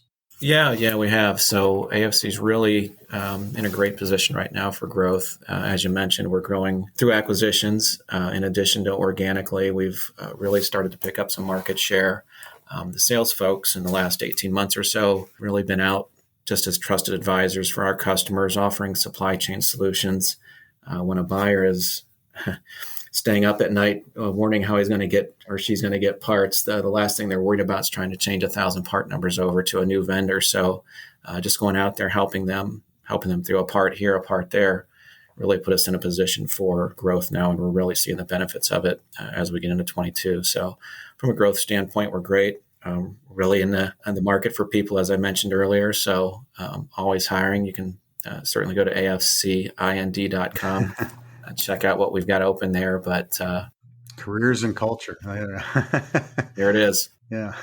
So, and we picked up some interesting companies over the past 12 months. We own a company called Master Distribution, who's into the staff industry, selling more of the hanging hardware and the strut hardware. And then we got into the tooling industry, bought Klein Tool in Newton, Iowa, who's a custom cutting tool manufacturer. So a really unique kind of industry to bolt on to a fastener distributor. Really gives us kind of a 360-degree offering for our customers. Good. Sounds like we've got lots of good things going on. And also listeners can check out your CEO, Kevin Godin. He recently spent 10 minutes with a traveling salesman who was a columnist in Fastener Technology International magazine. And the results of that interview starts on page 121 of the April-May issue of Fastener Technology International, which people can check out at fastenertech.com. So you can read about Kevin and an AFC and a little bit more detail there. I look forward to it myself. Yeah. Now, you've been in the industry close to 30 years now. Is that right? Yeah, I have. I actually started with Eaton Tinnerman back not long after high school, and thankful for Eaton Tinnerman. They helped pay for a lot of my education, and I kind of grew up in the industry, as I mentioned earlier, working on the production floor making fasteners, and got my engineering degree, and eventually went outside sales, and from there got introduced to a lot of the distributors. Kind of really enjoyed the distribution market. Spent some time at Worth General Fasteners, and now here at AFC, and just really enjoy the industry. So you're one of those people that says once you get in the fastener industry, you don't get out, or you don't want to get out. I think the number is 4 years, and I passed out quite a while ago. So I certainly wouldn't want to have to go start over now. Yeah, well, it's a good industry, and it sounds like you got a nice career, and you've landed in a good spot here with AFC Industries. A lot of good news coming out of that company.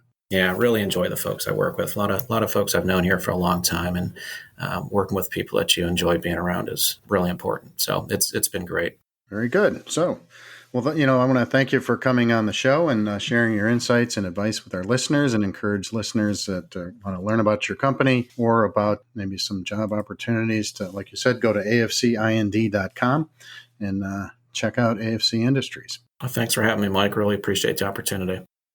That was AFC Vice President of Sales and Marketing, John Kovatch. The FDI number for March was 57.2 versus 56.0 in February. Visit FDIsurvey.com to participate in the process and get a detailed PDF copy of Baird's monthly analysis. Now for today's top story. Master Distributor of Fasteners, the Linfast Solutions Group, also known as LSG, has completed the purchase of Toronto-based Fasteners and Fittings Incorporated, also known as F&F. Under the leadership of President Ted Robinson and his team, F&F has garnered a well-respected reputation in the marketplace over its 45-year history. The combination of LSG and F&F will enhance and expand both companies' capabilities in Canada. Linfast CEO Bill Nikitas said, quote, "We are excited for the opportunity to combine forces and expand our collective capabilities to better serve our customers. I am confident F&F will be a great addition to our team, and together we will continue to meet and exceed our customers' expectations," end quote. Similar to Linfast, Fasteners and Fittings has a strong position in imperial, metric, and stainless steel fasteners. As with other recent Linfast acquisitions, very little change is expected on the customer-facing parts of the business in the near term. LSG's goal is to maintain the Fasteners and Fittings brand name in the market. For the foreseeable future, F&F will continue normal operations out of its 2 state-of-the-art sites in Toronto and Calgary. Now with a new total of 5 branches in Canada and 13 more in the USA, Linfast Solution Group's expanded footprint will allow it to continue to improve on its fill rates and lead times. Next up, today's Fastener Newsmaker headlines. In acquisition and expansion news, Ramco Specialties' recent investment in parts formers will allow it to commence the production of cold-formed pipe nuts. Bullhoff has developed blind rivet nuts and studs for EV battery packs. Bufab has acquired all outstanding shares in Timco, also known as TI Midwood and Company Limited. The Navaria Group has acquired Homan Plating. Vogelsang Group has purchased Hedman. And Endries International has bought certain assets of Old Dominion Fasteners. In personnel news, Arconic Corporation has named Daniel Faycock Executive Vice President, Chief Legal Officer, and Corporate Secretary. Vulcan Steel Products announced Bradley Miller as its new maintenance supervisor. Ryan Anderson has joined Zago as Marketing and Communications Specialist. Aircraft Components Repair Incorporated, also known as ACR, has appointed Dennis Sudkamp as its new CEO. Lawson Products has named Cesar Lanuza CEO and Matt Boyce Senior Vice President. Advantis Aerospace has appointed Paul Felsky to President of Fastener Technology Corporation, also known as FTC. And Semblick Corporation has added Chris Norton to its team as Strategic Business Development Manager. You can get details on all of these stories and more in Fastener Technology International Magazine and the Fastener News Report monthly newsletter, both available online at fastenertech.com. Now let's turn to the back page to talk about the Land of Hope. Regular listeners of the Fastener News Report may have guessed that the Land of Hope is the United States of America, and they wouldn't be wrong, but in this case, Land of Hope is actually the title of a narrative-style history book that I finally finished reading last month. The subtitle of this easy-to-read work from historian Wilfred McClay is, quote, An Invitation to the Great American Story. The book came out in 2019 before the pandemic, and it covers America from Columbus to Trump in less than 430 pages of enjoyable storytelling prose. I confess that it took me longer to read it than it should, as I kept getting sidetracked by wasting time with social media news feeds and smartphone video nonsense along the way. 6 of the book endorsements include the following lines. Number 1, We've long needed a readable text that truly tells the American story, neither hiding the serious injustices in our history nor soft-pedaling our nation's extraordinary achievements. Number 2, America is far from perfect, Maclay admits, but it is genuinely dedicated to the ideals of equality and democracy, and there is much to be proud of. Number 3, Land of Hope operates on the assumption that the past remains a necessary part of us, something we must both understand and learn from. It refuses the all-too-common view that we today are simply superior to our own history. Number 4, professors and teachers across America should cancel their fall book orders and replace their current textbooks with Wilfred Maclay's Land of Hope. Number 5, Maclay's book does not whitewash our history, but presents an honest and fair accounting that recognizes the astonishing success of the American experiment. And number 6, give it to every millennial on your Christmas list. I would add to that, give it also to baby boomers and everyone in between, especially those that are confused about truth and don't wait until Christmas. If casual readers like me can put aside LinkedIn, YouTube, Twitter, Instagram, and TikTok for 2 hours per week, and maybe even forever, then the average reader could easily be finished with the book before the midterm elections in November. And finally, this 1926 speech excerpt is one of my favorite parts of the book. In 1926, President Calvin Coolidge said this in defense of America's founding principles and against the progressive movement of the day that was seeking to invalidate them. Quote, "About the Declaration, there is a finality that is exceedingly restful. It is often asserted that the world has made a great deal of progress since 1776, that we have had new thoughts and new experiences which have given us a great advance over the people of that day, and that we may therefore very well discard their conclusions for something more modern. But that reasoning cannot be applied to this great charter. If all men are created equal, that is final. If they are endowed with inalienable rights, that is final. If governments derive their just powers from the consent of the governed, that is final. No advance, no progress can be made beyond these propositions. If anyone wishes to deny their truth or their soundness, the only direction in which we can proceed historically is not forward, but backward toward the time when there was no equality, no rights of the individual, no rule of the people. Those who wish to proceed in that direction cannot lay claim to progress. They are reactionary. Their ideas are not more modern, but more ancient than those of the Revolutionary Fathers." And reading these words to you 96 later makes me think of the phrase, "Nothing is new under the sun." This has been Mike McNulty of Fastener Technology International bringing you the Fastener News Report. Please send your news, pictures, comments, corrections, or complaints to me at mcnulty@fastenertech.com.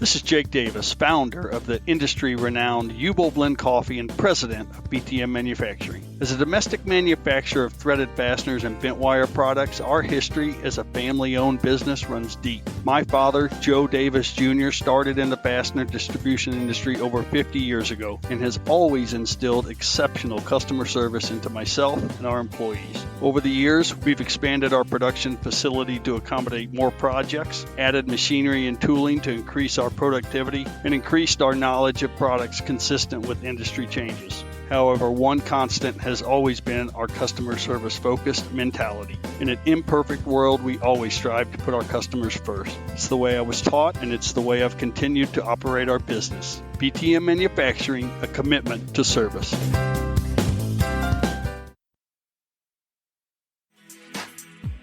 Stelfast customers say it all. My name's Chris Jones. I'm the operations manager at Sunpack Incorporated in Florida. We certainly rely on Stelfast as one of our prime vendors. We view them more as a partner than just a vendor, and that relationship just seems to build and build year after year. We do a little bit more business and have a very open line of communication. They've been a great partner. They've been good to us, so yeah, we're very happy. For service you deserve and people you trust, it's Stelfast.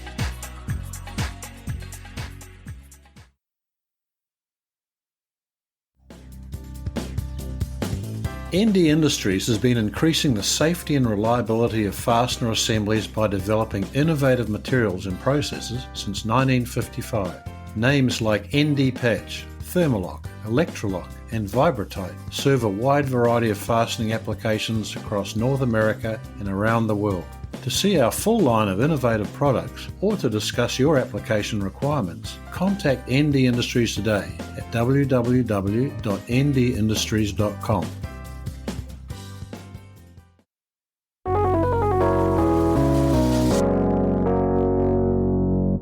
Well, hello, everybody. This is Carmen Vertullo with your Fastener Training Minute, coming to you from the Fastener Training Institute and AIM Testing Laboratory in beautiful El Cajon, California. And it is truly beautiful here today. We just came back from the Pac-West show in Anaheim. And during that show, it's actually a conference and a tabletop. It was great, by the way. Thank you to Pac-West for such a great program. But one of my students and clients had asked me about how to keep their fastener standards current and what they should have and what the fastener standards library of a informed, and that was their word. They said, we want to be an informed supplier, because apparently they got in a little bit of trouble for having either obsolete or inadequate fastener standards. And this is something that should be important to all of us. It's really important to us here at AIM Test Lab because we use fastener standards every day, all day long. Everything we do is driven by standards. And if you're a supplier or even a manufacturer, you might not use standards every day, but you use them sometimes, and you probably should be using them more than you are. So when we return, I'm going to tell you a whole bunch of cool stuff about how to keep your fastener standards library maintained and up to date, and what are the best gold standards for acquiring and maintaining your important fastener standards. Carmen, this is Joe Morris with the Fastener Training Institute. So I recently came across a great quote by Benjamin Franklin. For the best return on your money, pour your purse into your head. That sentiment could not be better stated. The very best investment in your organization should start with training, and the Fastener Training Institute is ready to help train you, your team, and your customers. In March, we are continuing our webinar series, Fastener Basics Like Never Before. Join us on March 11th when we present the webinar, Lifting Hardware. There's a lot of you out there who supply lifting hardware, mostly eye bolts, chain, cable, turnbuckles, and the like. However, there's a lot more to lifting hardware than this short list. Selling and using lifting hardware comes with a special set of risks, and what you don't know can hurt you or even someone else. Then on April 1st, join us for aerospace fasteners, followed by fastener testing and inspection on April 15th. Each session is instructed by our savvy webinar expert, Carmen Vertullo, and is intended for anyone new to the industry, but also seasoned veterans who just want to know more about the products that you buy and sell. For in-person classes, FTI is hosting our next Fastener Training Week in Cleveland, Ohio at the IFI headquarters. Join us for a week of fastener training from May 2nd through the 6th. Lawrence Klaus and Salim Brahimi will lead the class with hands-on demonstrations, group exercises, lectures, and in-person manufacturing tours. Participants are then eligible to take the Certified Fastener Specialist exam following the week of classes. Lastly, we're excited to join Fastener Fair once again to present our very popular full-day class, Fastening 101, on Tuesday, May 17th in Detroit. Please visit our website at fastenertraining.com for more information and a complete listing of all of our webinars and classes, or you can just send me an email at jom@fastenertraining.com. Now back to Carmen.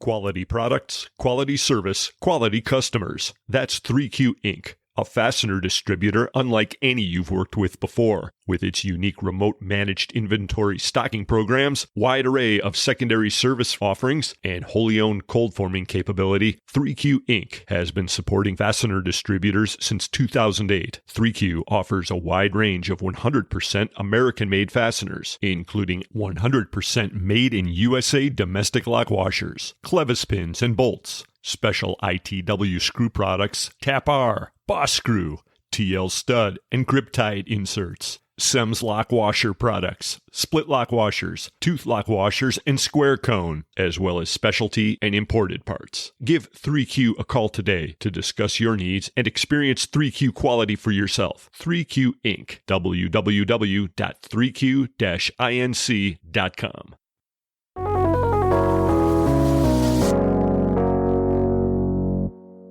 Well, hey, everyone. Welcome back. This is Carmen Vertullo finishing the Fastener Training Minute. Today, we're talking about your Fastener Standards Library. A client, friend, student had asked me this question recently, and I thought this deserves a comprehensive or in-depth answer. So that's what I'm going to give you. First off, a principle of all standards, whether they're fasteners or whatever business you might be in, is you need to have the most current standard that applies to the products that you manufacture or sell or inspect or test or whatever. So keeping your standards current is important. And I'm going to give you a couple of resources for how to do that. At the very top of the list of resources, and I call this the gold standard of keeping your standards up to date, is the resource of the Industrial Fasteners Institute. And there are two of them really, but the one I'm going to focus on is the IFI's online book of fastener standards.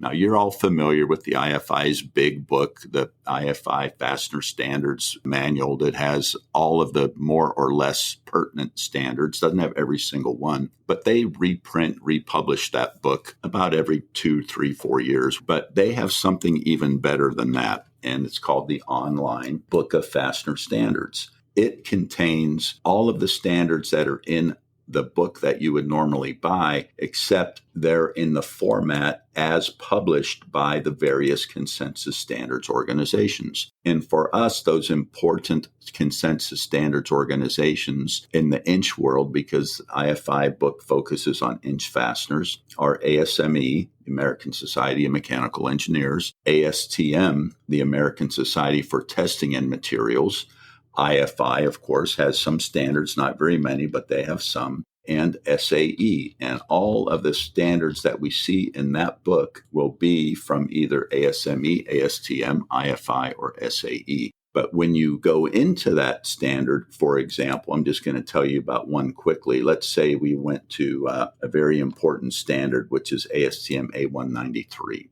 That's where our B7 threaded rod and B7 studs and all kinds of stainless steel materials come from. That standard is actually called ASTM A193, A193M, because it includes metric product. If you have the standards book, the printed out book, it will only have the inch information in it. If you have the online book of standards, it has the complete ASTM as published standard, which includes all the inch and metric information.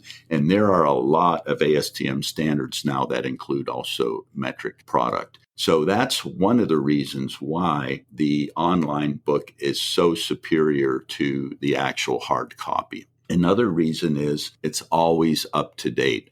As soon as one of those standards changes, it gets automatically put into the online book. Now, it's a subscription service, so you can't print it out. You can do screenshots of it and print those out, but you can't print it out. You can't save it on your computer, so you need access to the internet to be able to access it. If you go to indfast.org, you'll get to their website and go to products. If you look at the IFI Online Book of Standards, you will see there's a free demo. If you want to do the annual subscription, it's $575 a year, which is a deal. And they'll bundle it together with you. If you want the book and the online book, there's a bundle, and that is $1,100. So you get 1 year subscription, plus you get the hard book if you want it. That is, in terms of our inch and some metric standards, the golden source for fastener standards. That's what you want to have. Another golden source, and this is going to have implications for those metric fastener suppliers, of course, are ISO standards. You can buy those individually from ISO, or all those other standards can be bought individually. And there is a product called the ISO Online Browsing Platform, or OBP. And there is a version of that that deals simply with all of the isometric fastener standards. And that can be bought through the Standards Council of Canada. And IFI will help you do that. Or if you need help getting to that, let me know and I'll help you with that. That's also about $500 a year subscription. It's absolutely awesome. It's the biggest bang for the buck in fastener standards that you ever get. The IFI online is a pretty big bang for the buck, but this is as big or bigger. So between those two, you're very well covered. And then you might say, well, what about military and aerospace standards? Well, there is access to the publicly available standards, which you can buy if you want to buy them, but some of them are free. So if you happen to be somewhere where you can write this down, write down Assist Quick Search, all one word, AssistQuickSearch. And if you put that into your search engine, Google, or doesn't matter what you use, any good search engine will do, and you will find a website called Assist Quick Search Basic DLA. Now, DLA is the Defense Logistics Agency, and they're responsible for the oversight of many military standards. And if you put in any government standard that starts with either MIL, MS, some AN standards, but not very many. Those are all old and obsolete, but mainly the QQ standards, the FF standards, you will be able to download those from this site. Lots of those standards are being upgraded into the NASM system. And to get an NASM standard, you go to the Aerospace Industries Association, AIA.org, and that's where you buy those. Now, these all can also be bought from the various clearinghouses, Tech Street or IHS or whatever, but I recommend you go direct to the source for these NASM standards. But here's an example. One of my favorite standards in the fastener world, I don't know if favorite is the right word, but it's one that I have to deal with, is Mill Detail 1222. So I'm going to put that in my Assist Quick Search, and I'll hit search, and there it is. And what we end up with is the ability to download that standard. It's actually K. It's a large standard. It's several hundred pages. And now I own it. I just downloaded it. It's 51 pages. I'm sorry, it's not several hundred. Big standard. Now, the guys at IHS will sell this to you all day long for probably $100, and many people buy it, but it's free. So before you go buy a MIL standard or an MS standard, there's a couple of other ones, the QQPs, the FED standard. You go on Assist Quick Search and you can get that for free. So those three things, and then the Aerospace Industries Association will cover you. Now, there are a couple of other standards that are very important to us. One of them are the DIN standards, DIN, which are the German forerunners to our ISO fastener standards, but there are many DIN standards that have not yet been converted to ISO. If you need that standard or a piece of it, call me and I'll help you out. But basically, the only way to get your hands on that is to search the internet. You might find a place to download it, or just buy it from one of the fastener standards clearinghouses. The same is true of the JIS, the Japanese industrial standards that we run into from time to time. So I just want to encourage you to keep your fastener standards library up to date. It sounds like a lot of money, but it really is not very much money at all to use the IFI online book of standards and the ISO online browsing platform. Please call me or email me, carmenv@aimtestlab.com, and I will help you get tuned up and demonstrate any of these for you that you want to see. That's it for keeping your fastener standards library up to date and the best, most efficient way to acquire fastener standards. This has been Carmen Vertullo with the Fastener Training Minute. Thank you so much for listening.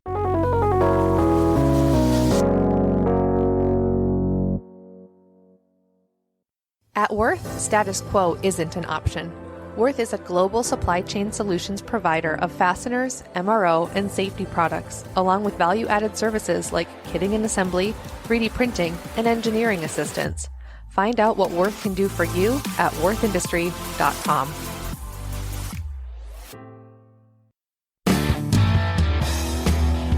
Hi, this is Tom Master with the American Fastener Journal, and you are listening to Fully Threaded Radio.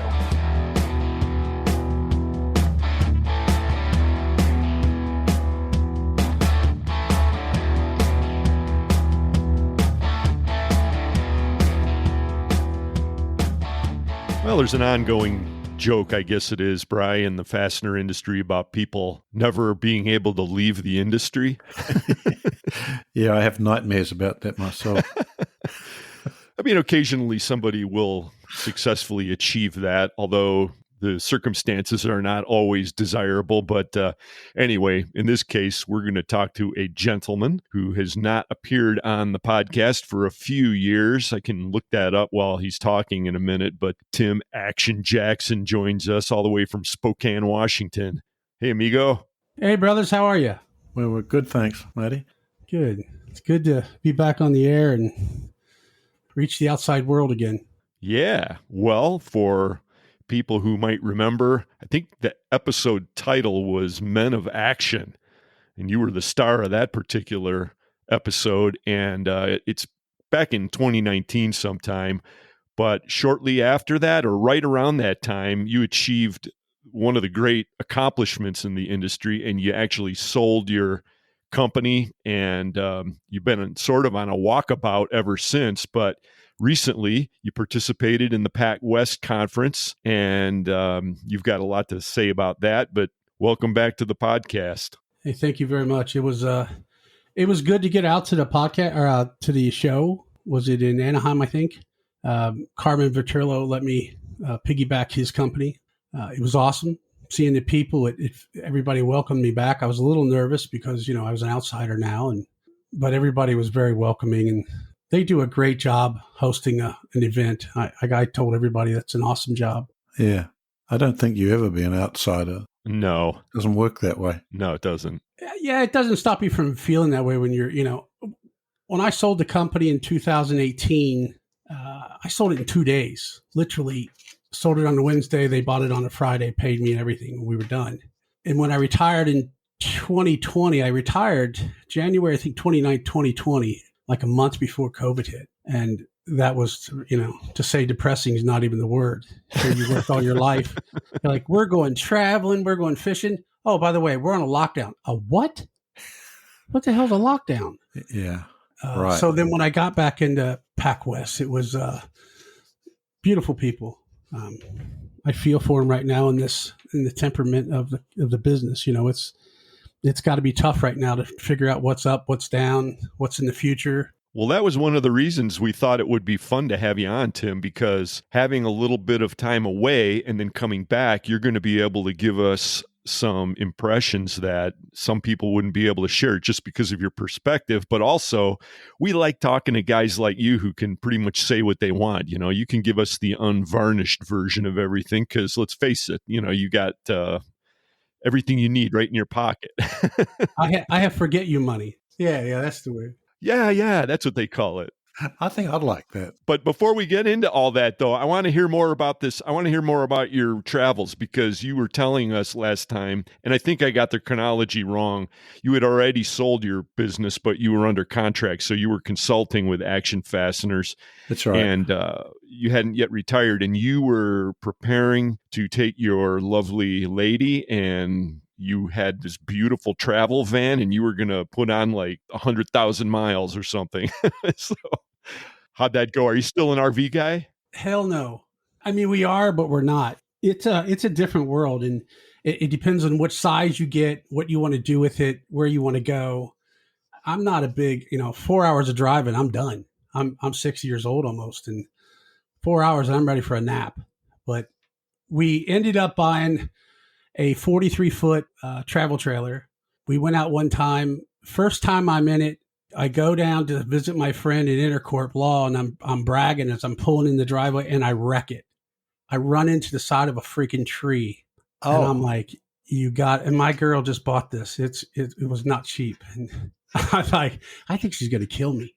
And I was so embarrassed. I jumped out. It's bad when you pull up and I'm hitting the air horn, like, look here, you sons of mothers, beep, beep. And they all walk out and they got their hands over their mouth and their eyes real wide. I'm like, what?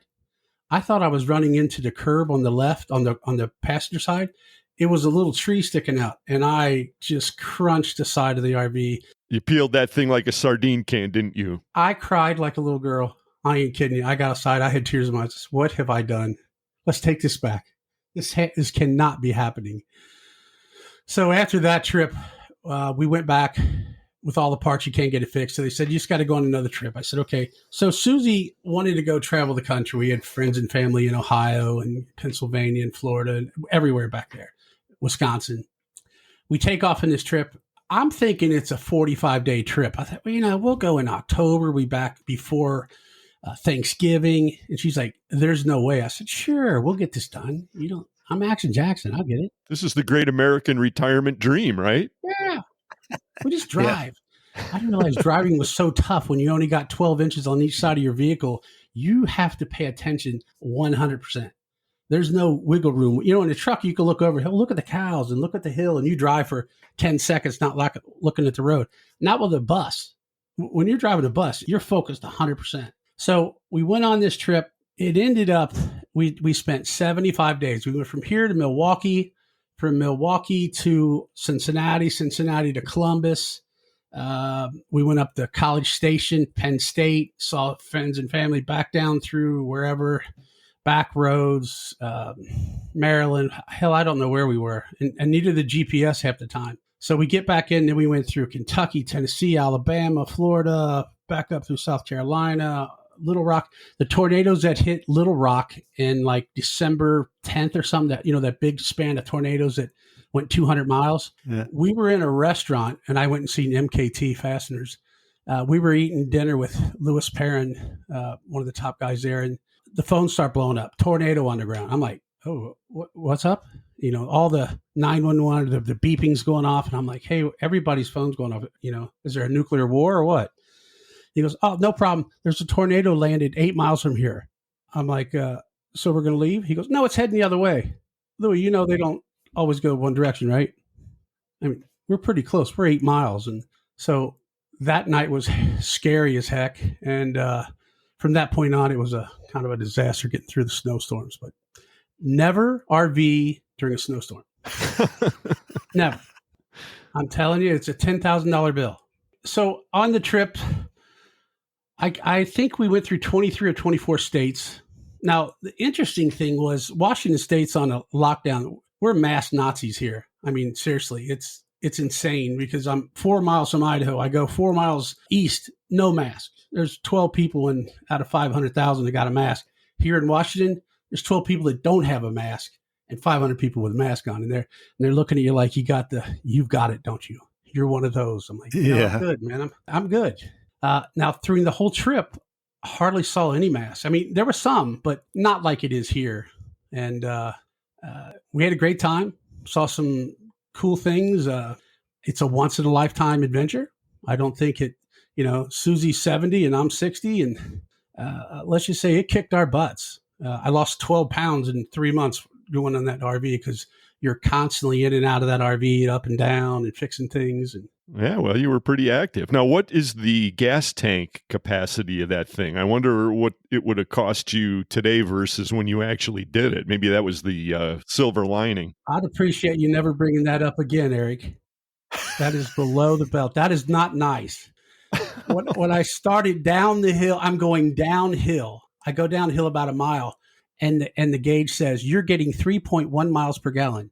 I'm like, hell, we're going back up the hill. You're right. So we ended up 6.4 miles per gallon. And if you figure gas was $4 a gallon, it's probably $6 now. So you're probably 30% more money. And we never added up the money. Honestly, I don't want to cry. It was a lot more money than I thought it would be for gas. Well, you can't think about it that way. It was your retirement gift to yourself. Right. There's a different way. You got to. Oh, absolutely. Absolutely. It was interesting. I mean, you were living large there, Tim. Oh, you have no idea. Large. Yeah, it was insane. I have such respect for truck drivers now. It's crazy. I mean, I knew truck drivers worked hard and they were, they did a good job, but I had no idea how hard it was to pump gas and diesel and get into truck stops. And that's a whole different ball game. It's not like you pull into a gas station, you pump your gas, you leave. This is a procedure. You get in, you got to go get into this, you come back. I was like a duck out of water. I'm like, I was looking at people like, hey, how's a gas tank work? They're like, what? There's 13 knobs here. Which one do I put in which? I have 2 tanks. Then they have, what is it called? There's another one. It's a little blue one. It's for the exhaust diesel or. Oh, I thought you were going to say your gray water tank. You want to make sure you don't open that up at the gas station. Oh, that's happened before. It's been leaking, and I'm like, hey, what are we dropping? She goes, we're not leaking. I said, I see some, I think there's a drop of something back there. It had been wiggled out a little bit. So otherwise you're going to do a Dave Matthews Band in downtown Chicago, and nobody wants that. No, never. You remember that, Bry? Yeah. Yeah. So the trip was good. We saw some. You guys ever been to the Biltmore Estates? Yes, I drove over there. Is that insane or what? Yeah. It's overwhelming to me. To realize how much money some people really did have. Oh, yeah. I'll tell you this. I went into the place, and I grew up, I wouldn't say poor, but we didn't have money. So what does that make us? We were just a lower income family that made it happen. And I walked in, and now Susie, my girl, she's an artist, so she loves this. I mean, she's in seventh heaven. It's like, look at this, look at that. And I'm like, who would like to live here? You can't go fishing and hunting in this place, and the marble floors and everything was overwhelming. It had, in 1895, it had electric, AC and DC. Did you know that? No. In what year? I think it was 1895 it was built, 96, 98, somewhere. Yeah. In late 90s. Very, very It had an elevator. electric. It had AC and DC current. It had a washer downstairs, had indoor pool. I mean, some crazy stuff. Amazing. Kind of like your RV, really. I can't complain, right? I mean, it was nice. And you had the marble floors taken out because you're worrying about gas usage. Right. Right. How do I get a deer in here? I said, honey, am I going to be able to take this deer hunting? It wasn't even, she didn't even say anything. She just looked at me and the eyebrows went down. Like, you didn't ask me that. Well, I was just checking. I mean, it's kind of a redneck thing to ask, really, Tim. Oh, yeah. Did you, by any chance, when you got into that initial wreck, did you fix the whole thing up with duct tape? You didn't do that, did you? You didn't. Well, kind of. Yeah. What do? I mean, I'm 300 miles from a house and I'm in Oregon. I'm going down the coast and I went to the first Camp World or something. And I walked in and I pulled it and you could see the panic on my face. The poor guys felt bad for me. I said, hey, it's my girl's RV and I just wrecked it. Her first trip. So they got under there with some wire and there was an exhaust pipe hanging and they wired it all up and the guy kind of beat it, took these panels and beat it with a rubber hammer. And he said, these will hold. I'm like, oh, can you make it look a little better so people don't look at me? I was always trying to park and put chairs in front of it. I'm like, hey, can I park this way instead of the other way? You can't see the wreck there. And every freaking person said, oh, so I saw you wrecked. I'm like, yeah. First trip. I said, yeah. How'd you know? He said, we all do it. We all wreck. Yeah, don't worry. Those guys have seen it all. Yeah, but your pride is hurt, buddy. I was so embarrassed. Now, you didn't drive the RV to the Pac-West event, did you? Heck no. No, I'm flying first class everywhere from here out as much as it costs to drive that RV. Got you. Yeah. So you've got it parked out back now and you're just traveling by air whenever necessary, but more likely you're just heading out onto the back 40, but it's still in the shop. It's been in the shop since January 5th. They're still fixing it. Okay. So why so long? Parts. So let me tell you what I did. I get up, there's two bathrooms. There's one in midway and there's one in the back. And of course she goes in the back. I go to the midway because I'm old and I had to pee a couple times a night. So I get up and I have these two keys in my hand and I'm holding them. I'm not sure why I had them, but it's 3:00 in the morning and I, for some reason I dropped them and they went right down the toilet. And they went click, click, click. And I'm like, oh no. And this isn't a toilet that's got that. Were those your exact words? Not exactly, but you told me not to use those F-bombs. Yeah, well, There's a few F-bombs. Please refrain. Yeah, and I'm like, oh my gosh. So I'm like, maybe I'll get a coat hanger. This is 3 a.m. and I'm on my hands and knees trying to slowly pull it out. I'm like, it's not happening. But it'll still flush. It just sounds funny when you flush. I'm like, well, I should just leave it. And we'll fix it when we get back. And the next day, Susie says, you should try to fish that out with a coat hanger. I'm like, maybe I don't think so. And then 10 minutes later, I get the guilt. I'm like, I should do it because she's always right. No, that was a wrong move because there's a fan. And when I stuck the little thing in, the fan went, well, keys are gone now.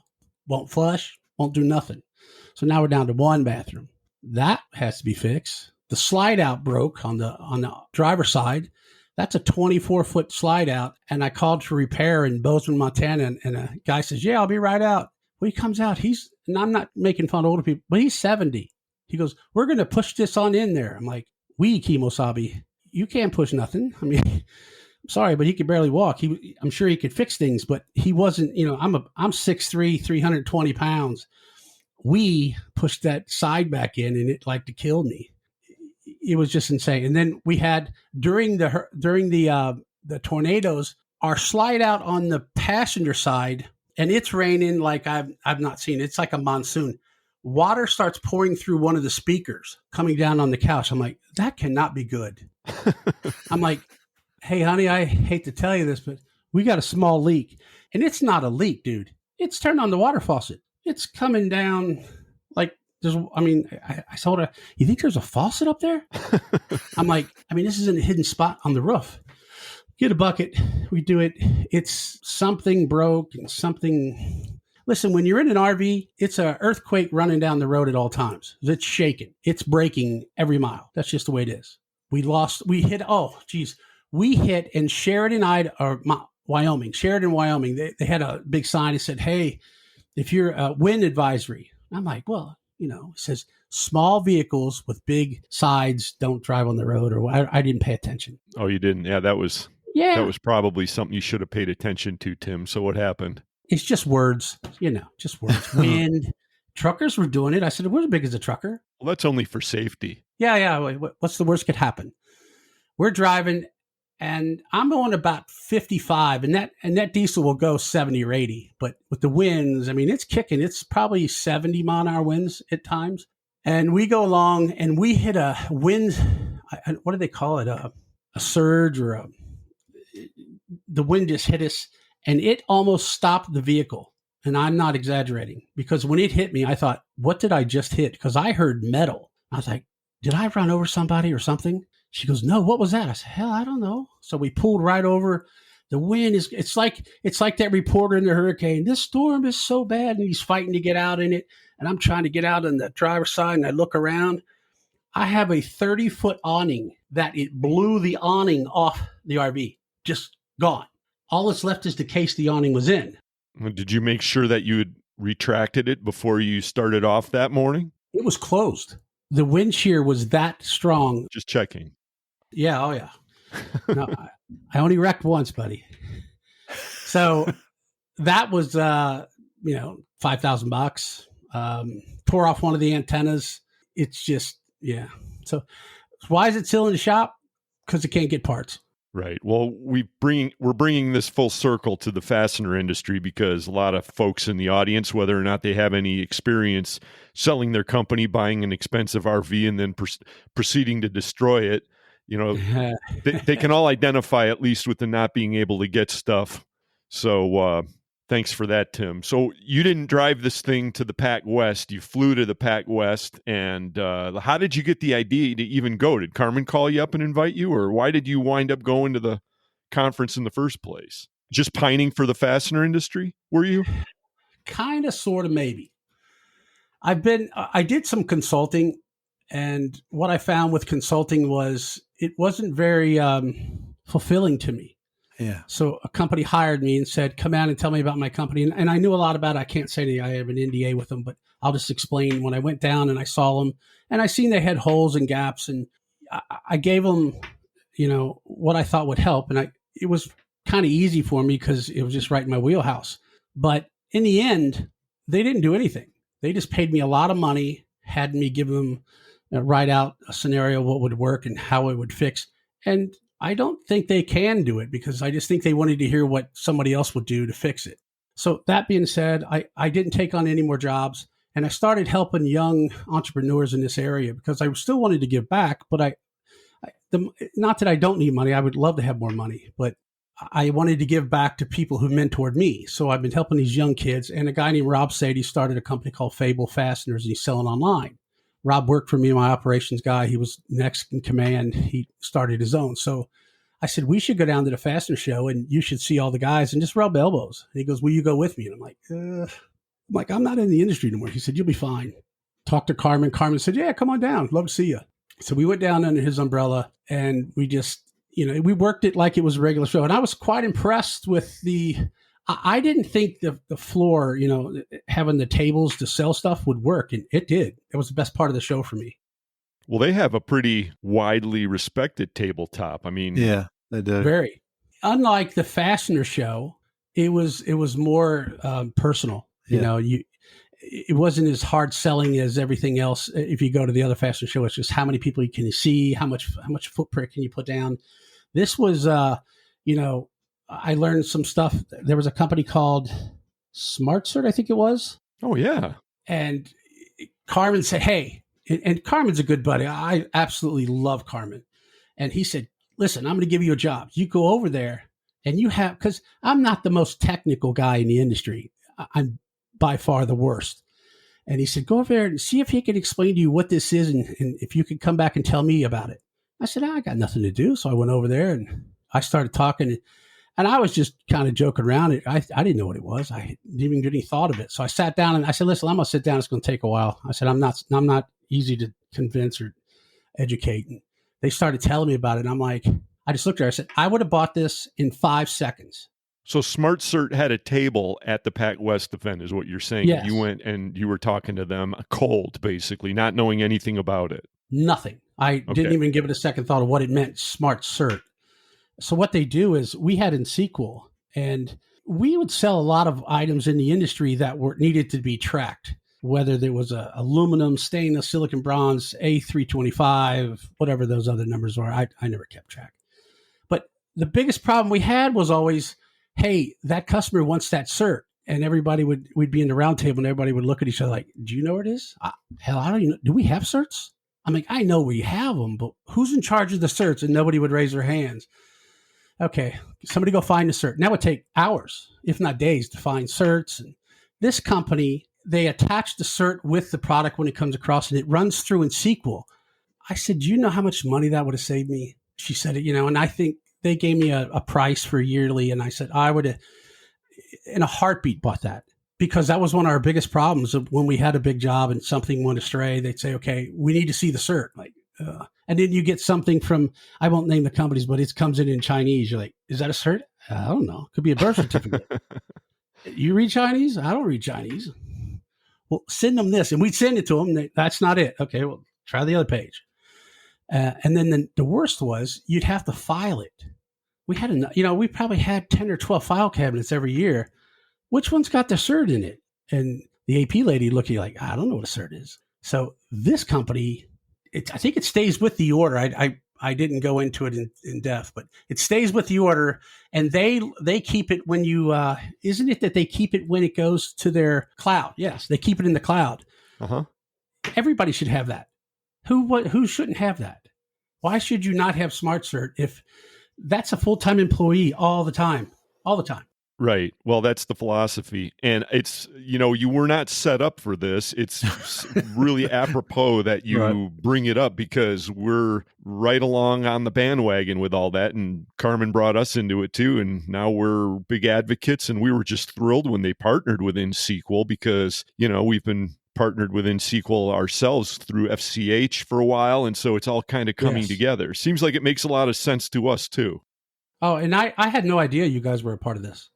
And Carmen didn't either. He was just trying to see if they could take a layman like me and explain the worth of their system and would it be worth me to buy it. And I had Rob with me. He was my operations guy. And he sat down. He goes, oh, we were kind of upset. Why the heck didn't you come out with this 5 years ago? Yeah. It's just like when you scrub numbers for us. Right. Could have saved you from a very expensive RV misadventure. Hey, that's not nice. When you think about it. It's not nice. I still haven't paid that bill. I'm stressing out so bad. Is it going to be $10,000, $20,000 or $30,000? I'm like, I don't know. Relax, Tim. You've already made it big. No, I just made it. Yeah, I guess. I don't know. Yeah. I'm not hurting. I'm comfortable and I'm not rich, but I don't have to check a clock every day. And God's blessed me big time. So. Yeah, well, anyone who walks into the Biltmore realizes that they're not rich. Okay. Oh, geez. They had 52 bathrooms in that building. And they made me walk a half mile to outside to pee. And you have to do that a lot, so you must have gotten a lot of exercise there, too. Yeah, I stayed on the first floor a lot. You want to go back up to the third floor? No. I want to check out this marble corner again. It's really nice. And the trees. So what else was going on at the Pac-West then? I mean, the show was a success. You saw a lot of cool stuff. Who else did you talk to over there? I talked to a bunch of a lot of owners, and it always amazes me. And when you're in a room full of competitors and vendors, and it's a tight knit group, but at the same time, I don't think there's a lot of extra words spread around or about who you're selling to, and it's not secret, but we're smart enough to know that we can't talk about certain things. And what I noticed this trip was, in talking to him, and I'd ask everybody, hey, how's business? There wasn't a damn person in there that said, oh, it's terrible. It's terrible. Business is horrible. And everybody said, oh, it's great. And I'm like, yeah, but what happens when this accordion effect hits the low spot and, everything catches up, and now price, everything was expensive when you bought it. Now it's going to go cheap because they got to sell it. And nobody really, I think everybody had on their mind that, we know there's going to be an end to it at some point. It can't be this great forever. And I saw a lot of guarded questions and answers. I think everybody's struggling with, employees, the culture of your company. How do you keep up with supply and demand? That's just part of the everyday circle in the fastener industry, whether it's 2000, 2008, there's ups and downs, and you got to figure it out. But, and I'm not saying people were stressed, but, problems are problems, whether they're good or bad, they're still a problem. And right now everybody's in good problems. Everybody said, yeah, it's good. I'm doing great. But, I kept saying, what's your plan for when this starts to come back down? And no one had an answer. I mean, everybody's kind of just waiting to see what happens. I listened to your podcast from last month, and same thing. We know it's going to happen. Just when. So, right. You were telling me that you stopped over at Pacific Bolt Manufacturing. Yes. So, and walking through the tables, I noticed. Is it Trevor? Yeah, Trevor Borland, the one and only. Yeah, great guy, energetic. Always got great things to say. Very positive. Really enjoy talking to him. And he's explaining to somebody, and I'm kind of over the shoulder looking at his iPad. And hell, he's got a program that does up to date quoting. It has drawdown menus. It's I wouldn't say it's super high tech, but it's better than anything I've seen in the industry so far. And he said, take a bolt, give me the diameter. And he's got the drop downs and what kind of bolt and what kind of washer goes in it and how much thread and what's the bend and does it have this? What's the coating? And he's got drop downs from all that. And I looked at that and I said, is that real time? He says, it's as real time as we can get it. I think that's what he said. Don't quote me on that. But when he pulled it down, I thought that would save so much money. And I think you can dial in and use that on his website. Right. Well, I got wind of this also, Tim, and because you and I were talking about it, and what they've done is they've built a system that allows users online. It's a cloud-based system, and it's tied into their whole ERP and their manufacturing setup, and it lets you basically spec out a custom part, and this thing spits back the price, of course, and then the delivery schedule. Plus, it also makes all kinds of recommendations about other products you're going to need along with it. And it's in late beta right now, and it got rave reviews. Yeah, it looks sharp. I was blown away with it and SmartCert. Yeah, SmartCert. Yeah. Both of those were, in my opinion, the industry is a little lagging in coming up with new innovative ways to save us time and money. At least I haven't seen them. That's not to say they're not working on them, but there's some companies that are just now getting a website. So our industry is a little behind, in my opinion. You think so? And I tried to build a website to sell wholesale and retail, and it never worked, honestly. Oh, it's not easy. Matter of fact, when I was talking to Trevor about this a couple days back, he was saying that had he known how complex and challenging this was, he might have thought twice before they started off. They've got about 1.5 years into this. They got a team of 4 guys that have been working more or less the whole time on it. So, they're beyond the point of no return. Well, the first thing I thought of is how much support is it going to take to keep it up to date? I mean, in this environment where prices are up and down daily, hourly, some people you can't get quotes. that's got to throw a curveball in there. But I think they had it down. He was explaining that, they're comfortable with it, and it's high tech for me.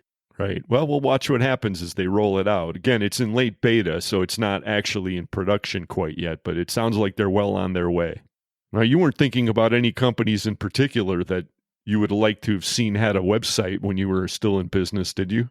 Were you thinking about anybody in particular that we might know? You're baiting me. He doesn't. That's not his style. Okay. Yeah. So there's a story here. The biggest one is Star, right? We bought a lot of stainless. What? Yeah. So we love those guys. Oh, nobody loved them more than me. I made a fortune with them. I mean, they're my best friends. Good man. But, they're... All right. So where are you going with this? I forgot what we were talking about. We were talking about, technology in the industry and it being lacking. It's nice to see. I talked to Tim Roberto, the president. I talked to him and he was saying I think they're using it in SQL. And that's when I heard him talking about scrubbing the numbers like we did with you. And oh yeah, again, I'm not plugging this because I'm trying to be on your good side. I'm telling you, your company saved us a crap load of money by scrubbing numbers. It was insane. But nice. Getting back to technology, I had this when I was on the podcast once before. I think I mentioned that somebody said technology is really doing good in the fastener industry, and I said, yeah, but you've not been on my end where you've had to use it. It does work, but it's not like an Amazon. You go on Amazon. Amazon's so damn easy. You just hit, just get it. I know it's bad for me to buy it, but I'll just buy it anyway. Yeah, true. I use the technologies come up and everybody's getting on board, but we're still a little behind.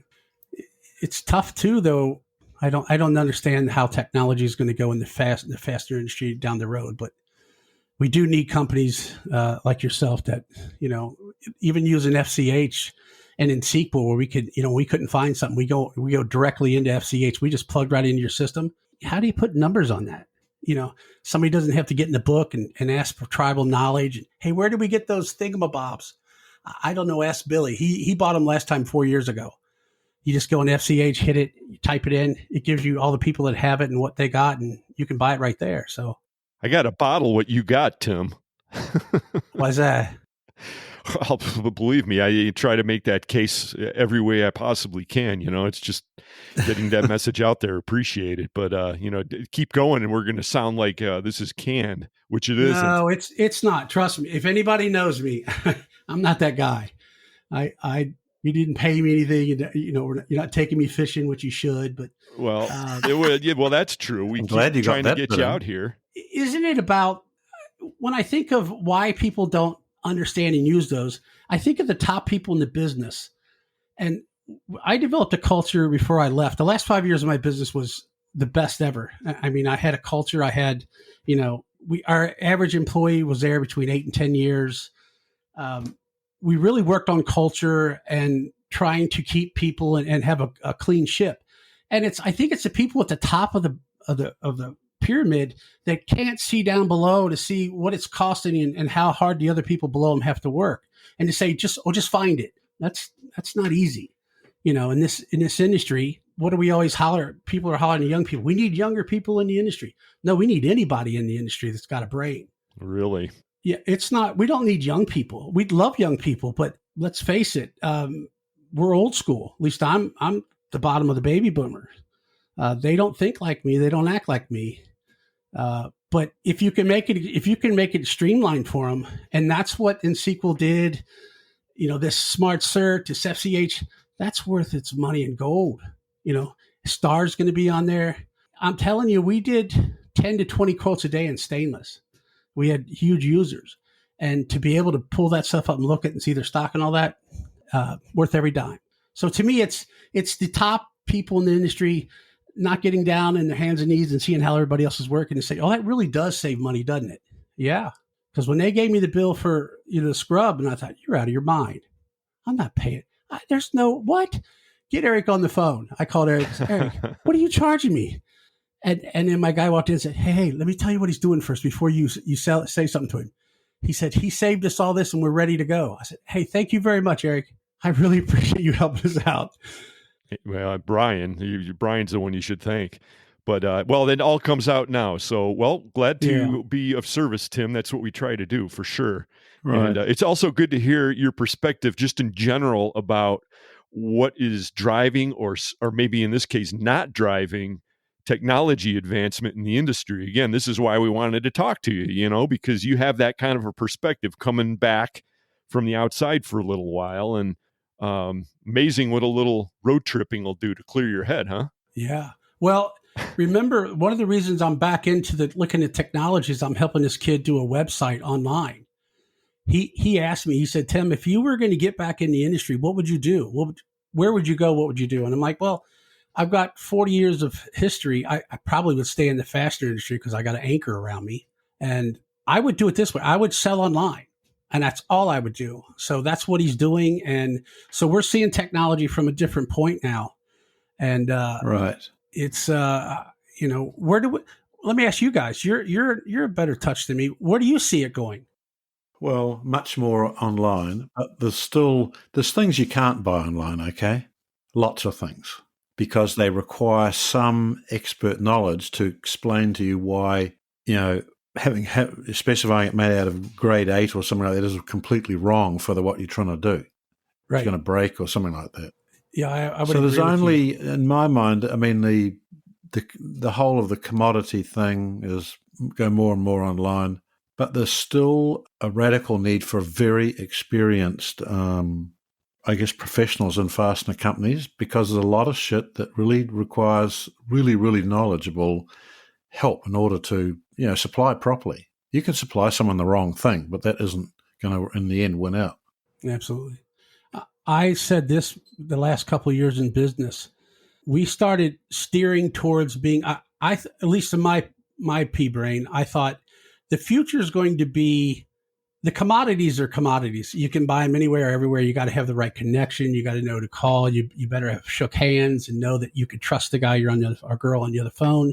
But I thought supply is going to be ended up in the future with specialty houses, and you'll carry specialty fasteners. I wasn't too curious. I wasn't too concerned about carrying 3/8 hex washers or hex nuts anymore. I was worried about carrying special stainless and aluminum that I sold. So I think the future is you're going to have specialty houses, and they're going to have stock after COVID. I think this just-in-time inventory is going to be not as approachable as it used to be. Oh no, we went to what was, I guess, the first of the post-COVID fastener shows, the one in Las Vegas. Yes. So if you think that the one that you went to, everyone was pretty hesitant, you would have tried the one that was in like November last year. But I was talking to a guy, and the guy said to me, the COVID has been the death of just-in-time. No one will be talking about just-in-time again. It has been a complete failure. Yes. And remember, we've sat through years of everyone telling us, just-in-time, this is the way you got to go. Everything's, efficiency, marvelous. And then the moment you have a problem that no one's really thought through, probably like COVID, and you realize this is a disaster. All that's happened if people relied on just-in-time, their business dropped away to nothing. They didn't have anything. It started that frenzy. There's a panic and a frenzy that goes out, and we cause our own issues. Everybody panics. Everybody goes to Star, goes to BVI, goes to Stelfest. Hey, how many of these do you have? I'll take 3 years worth. I'm like, you're cutting your own throat. You gotta, there's nothing you can do as a whole because we're not governed by one entity. But now you got that accordion effect in the industry. Then they throw on the freight. I'm like, oh my gosh. Yeah. So technology to me is going to be, I think companies are going to have to dissect and get down and say, this is what we're going to do, and we're going to do it well. We're no longer like, if you go to McDonald's right now and you go through a drive-through, there's 4 millennials back there and they're all pulling their hair out and they don't know what's going on. They're like, we're out of buds. We don't have fries. I just want a cheeseburger, man. And we have a 7-man line. There's only 4 of us. Nobody knows how to cook the burgers. I'm like, we got to rethink things. We got to make things simpler. Go back to 5 items at McDonald's. Go back to, and you're at a fastener house, sell what you sell and do it well. They just opened a Cane's Chicken in our neighborhood, and the line goes around the block. And for anybody who knows Cane's, I don't know if it's where you are. I know it's a regional thing, but they do basically one thing. They have these chicken pieces. I think they're pieces of, boneless breast, and they're fried, and they're very good, but that's all they do basically. So you order what you're going to order with some fries and a drink, and that's it. And people just love it, and they're just great at it, and that's all they do. So I think you're onto something there, Tim. Don't they have a special sauce, and they're like chicken fingers? Yeah, right. Yeah, I saw it for the first time last night. Yeah, so we don't have any over in Illinois. I took you there, probably, when we got our tire changed that one time. I know. Well, anyway, it's an interesting observation, Tim. From our standpoint, I think from the technology platform world, we're looking at ways to support like deep technical expertise and how we help distributors to provide that. And I think that's the future for a company like FCH, for a platform like us. And I think that's the way that mid-size and smaller distributors are going to maintain a competitive advantage against some of these bigger consolidated companies. And I don't think that's any secret. I think a lot of companies are looking in that direction. But yeah, a lot of good insights here during this conversation, boys. And, I was looking to see when it was, in fact, that you were on the podcast specifically, Tim. Believe it or not, that Action Jackson episode was all the way back in May of 2019. And then you were back again in November, along with Joe Morris. Oh, really? Yeah, in episode 146. So it's been a while. I saw Joe at the show. She looked awesome. She's, upbeat, and she's like everybody else trying to catch up. Oh, she's doing big things. Yeah. Love her. She's everywhere out there these days. Yeah, love her. Why don't you come out to Cleveland for the Distributor Social next month? We can do a little fishing finally. And I'm not suggesting you drive out here either, Tim. No. April, May. What day? It's Cinco de Mayo, the North Coast Fastener Association annual shindig. The 5th? Yes, sir. I have a company flying out to talk to me on the 3rd. I'm not working for them. I'm just, they're interviewing some people, and I don't think I can make it, boss. Well, your phone's going to be ringing off the hook after this appearance. No. I'm giving my time away free right now, and it's very uplifting, and I'm helping young kids with that learning curve, right? That tribal knowledge. That was something I was going to ask you guys. I think if anything needs to be put back in the industry, is tribal knowledge. We have all these people that have retired and gone away, and that's what everybody's afraid of, because the company that bought my company, they're down to about 2 people left out of, the 10 that were there. And the tribal knowledge is what's missing. And I wonder, can you guys come up with some format that you could do interviews with people and, have a spot on where anybody can go on your website and say, this is what I know about that, and have 4 or 5 leaders in there talk about it? Why don't we do that? Is that crazy? The answer is at this moment, no. But if you watched 60 Minutes last Sunday, you'd see something that they've tried to do, which is to film some of the really, really old Holocaust survivors. Sure. And we saw them, the Holocaust Museum in we're in Chicago, but Evanston, I think it is.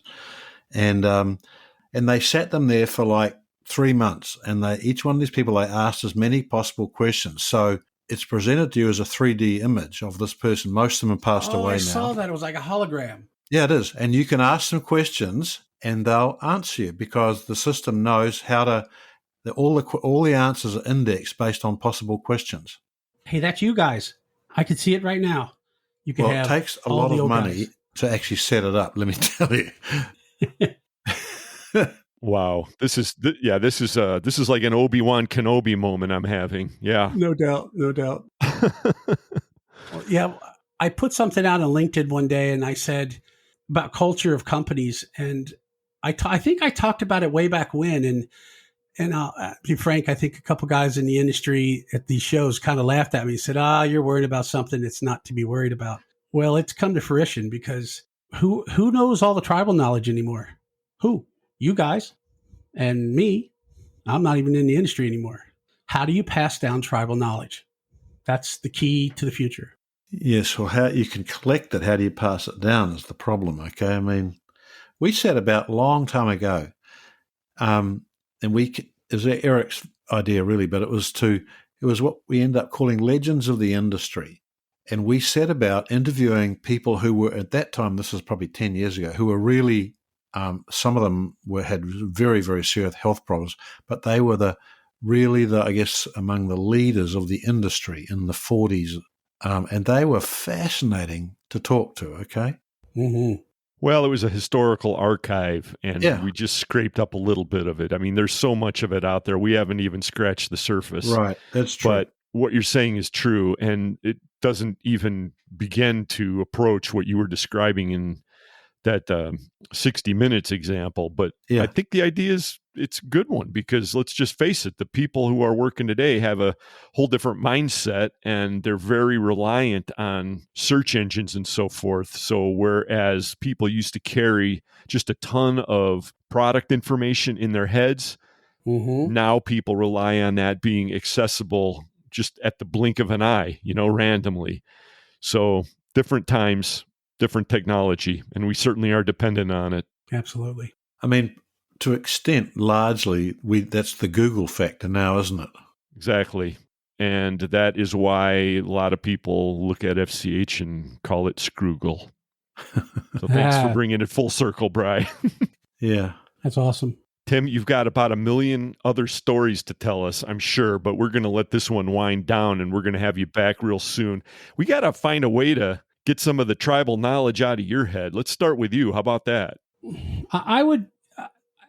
It's funny. I don't know that I have a lot to give. I just, in my life, I've always wanted to be humble, and I don't want to be arrogant and big-headed. And so I get nervous on these shows, honestly, because I'm like, I look at the other people that have been in here forever and maybe third generations, and they know so much more than me. But I had a lot of fight. I went to the same high school as Pete Rose, so I'm a Pete Rose guy. I'm going to win at all costs, and I just go through and make sure it happens. But I have things. It seems to be easier talking to young people who don't call me to the carpet. But I think I have some things to give. Simple things. It's not a hard industry. It's just you got to do the KISS roll. Keep it simple, stupid. Mm-hmm. There you go. And having a big heart doesn't hurt either. Yeah, I love helping kids. I feel it, and I can't thank you guys enough for having me on. I'm blessed. Now I get to go back in my hole here and hide until I can go back out and get my RV and wreck it again. So how do you get the RV through a McDonald's takeaway line? You don't, brother. Trust me. I can't even get it in a damn parking lot with a little tree sticking out.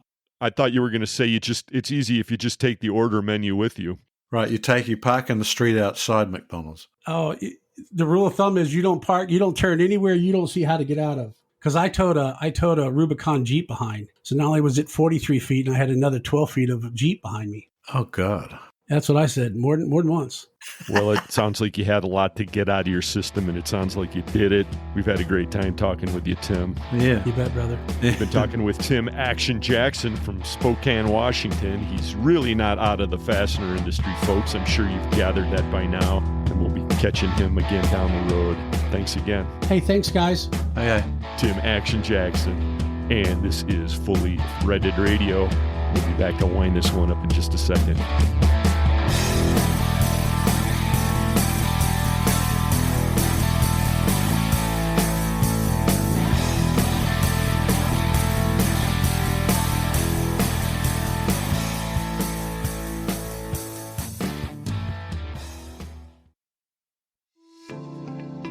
In continued efforts to improve the industry standard, Goebel Fasteners has developed a patented new multi-grip lock bolt system made completely from T304 stainless steel. In applications where an extensive grip range is needed and a consistent flush pin break to the collar is favorable, the Goebel T304 stainless steel lock bolt system is the new and improved standard in the market.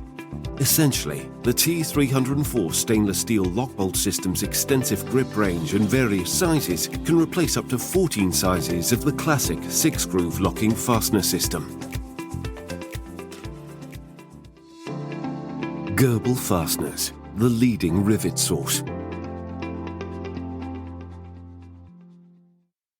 So, you're in the fastener industry, and your distribution software isn't quite cutting it. You need software that can do accounting, manufacturing, CRM, forecasting, procurement, sales, kitting, rework, wireless warehouse management, barcoding, labeling, formatting, mobile apps, websites, and more.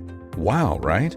What you need is the #1 manufacturing and distribution software for the fastener industry, InSequel. InSequel provides a full suite of applications written and supported by InSequel, not to mention software support that is unmatched by anyone in the industry. InSequel works with you, not at you. Don't be just another sale. Be a partner with InSequel. Contact us today at insequel.com. That's INXSQL.com. Cut the no quotes out of the equation. Eurolink is your go-to resource for uncommon and hard-to-find metric fasteners that others can't even quote. Contact the sales team at EurolinkFSS.com and get your hard-to-find metric fasteners delivered. Stainless Stan here, coming to you from Star Stainless. Star quality is more than products, just the way Wayne wanted it to be. It's simple. We're Star. This is a traveling salesman at Fastener Talk, fastenerblog.net, and you're listening to Fully Threaded Radio.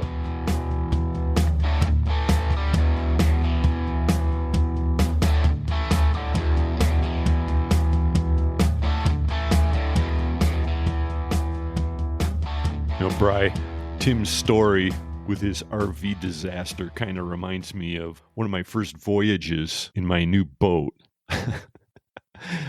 I was with Mark Strandquist out on his lake, and I didn't have the feel yet for the way the new screen, basically the GPS worked.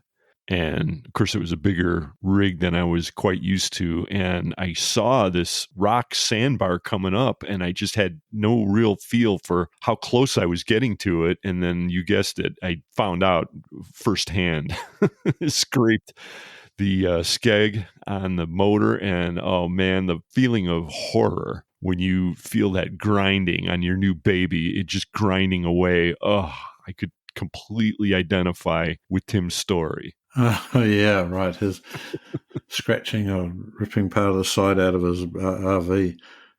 Help either that I had Mark Strandquist sitting next to me. You know, he's looking over at me like, it's very embarrassing, to say the least. No hiding that one. Fortunately, skegs are pretty easy to replace, and we were going pretty slow, so it wasn't like a huge disaster. It doesn't sound like it was as bad as Tim's, but certainly not what I would have wanted. No, not like some of the major disasters we had up in Canada years and years ago. Like, well, we can't put the motor in reverse. Why is that? It's because of the big hole in the side of the... Yeah, we've damaged a few lower units over the years. God. Pretty treacherous going up there in the Canadian Shield. Much easier to fish in Ohio, in my mind, okay? Well, it is if the snowstorms would ever stop, you know. Yeah, I know. I'm hoping by late May we'll be over with blizzard season, but who knows, maybe not. Yeah, I'm hoping too. But now we're getting off into weather conversation, which we strictly avoid on this podcast. So with that, we'll thank our guests on the episode today.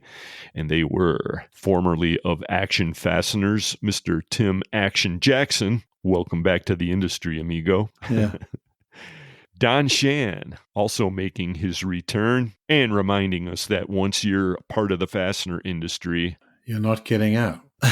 Exactly. And you probably don't want to get out. In most cases, that's true. John Kovatch and Mike McNulty would agree with that one. Thank you, gentlemen, on a great job covering the latest FDI numbers. And Carmen Vertullo had the Fastener Training Minute. We also heard from Bob Chiracosta this time from Fastener Fair USA. See you all out in Detroit in May, everyone. Yep. We've got some great new FCH giveaways. A little bit more on that in a second. The title sponsors of Fully Threaded Radio are Brighton Best International. Tested, tried, true. Brighton Best. Goebel Fasteners. Quality the first time. Goebel. Star Stainless Screw. Right off the shelf. Star. Fully Threaded Radio is also sponsored by Buckeye Fasteners. BTM Manufacturing, Eurolink Fastener Supply Service, Fastener Fair USA, Fastener Technology International, InSequel Software, ND Industries, Parker Fasteners, Solution Industries, Stelfast, 3Q Inc., Volt Industrial Plastics, and Worth Industry North America. Let us know what you think of the podcast, everyone. The email address is ftr@fullythreaded.com. And we've got one more date to shout out, Bri, before we wrap this one up. And this kind of ties in with your upcoming adventure, because you're heading back down to Australia after we get done recording this. You and the lovely and talented Lynn Dempsey. I don't know what you're doing with all the animals over there while you'll be gone, but you're heading down to Aussie, and among other things, you'll be restocking our supply of Vegemite. And this is particularly important because there's yet another opportunity for folks to take home the much ballyhooed FTR Award, and that'll be at the International Fastener Expo Golf Tournament, which is happening October 17th out in Las Vegas. Right. Yes, the you can actually buy Vegemite here, but the small packets that we take to the show, you can only buy those in Australia. So now there's more reasons of me going to Australia just than to pick up that, okay? Isn't that reason enough? So that's important enough. Fortunately, you can buy Vegemite from Amazon, okay? But wait, not in those packets that you give away? Is that what you're saying? Yep, just the glass bottles. Now you're heading down there. It's the southern hemisphere, so it's actually fall, right? Yeah, it is. You're going back down into fall, which feels a whole lot like this spring here in the northern hemisphere, doesn't it? Yeah, so-called spring, you're right. It's a 15 and a half hours, so you have to be able to work out how you can sit in one seat for 15 and a half hours. And it's continuous nighttime because you're flying in the same direction as the world is rotating, so it's 15 hours of nighttime. Nothing to see because you're flying over the ocean. It's the boringest flight in the world. So I guess the point of this is if you snag any of this Vegemite, think about all the effort that went into bringing it back for you, either at the IFE golf outing or at the Detroit show or wherever it might be. One thing is known that Brian is going above and beyond for the fastener industry. Yeah, right. That's not how I'd measure it. It doesn't work out very well. I don't know, Brian. You seem like one of those guys who's going to get out, but I hope you stay in. No. I'm good. I'll be back. Well, I hope you guys have a great trip, and I hope we get a chance to talk to all of you again, folks, on the next episode of Fully Threaded Radio. That's going to put this one in the can. For Brian Musker, this is Eric Dudas. Get out there, sell some screws. And remember, once you're in, you're in. And we'll talk to you next time.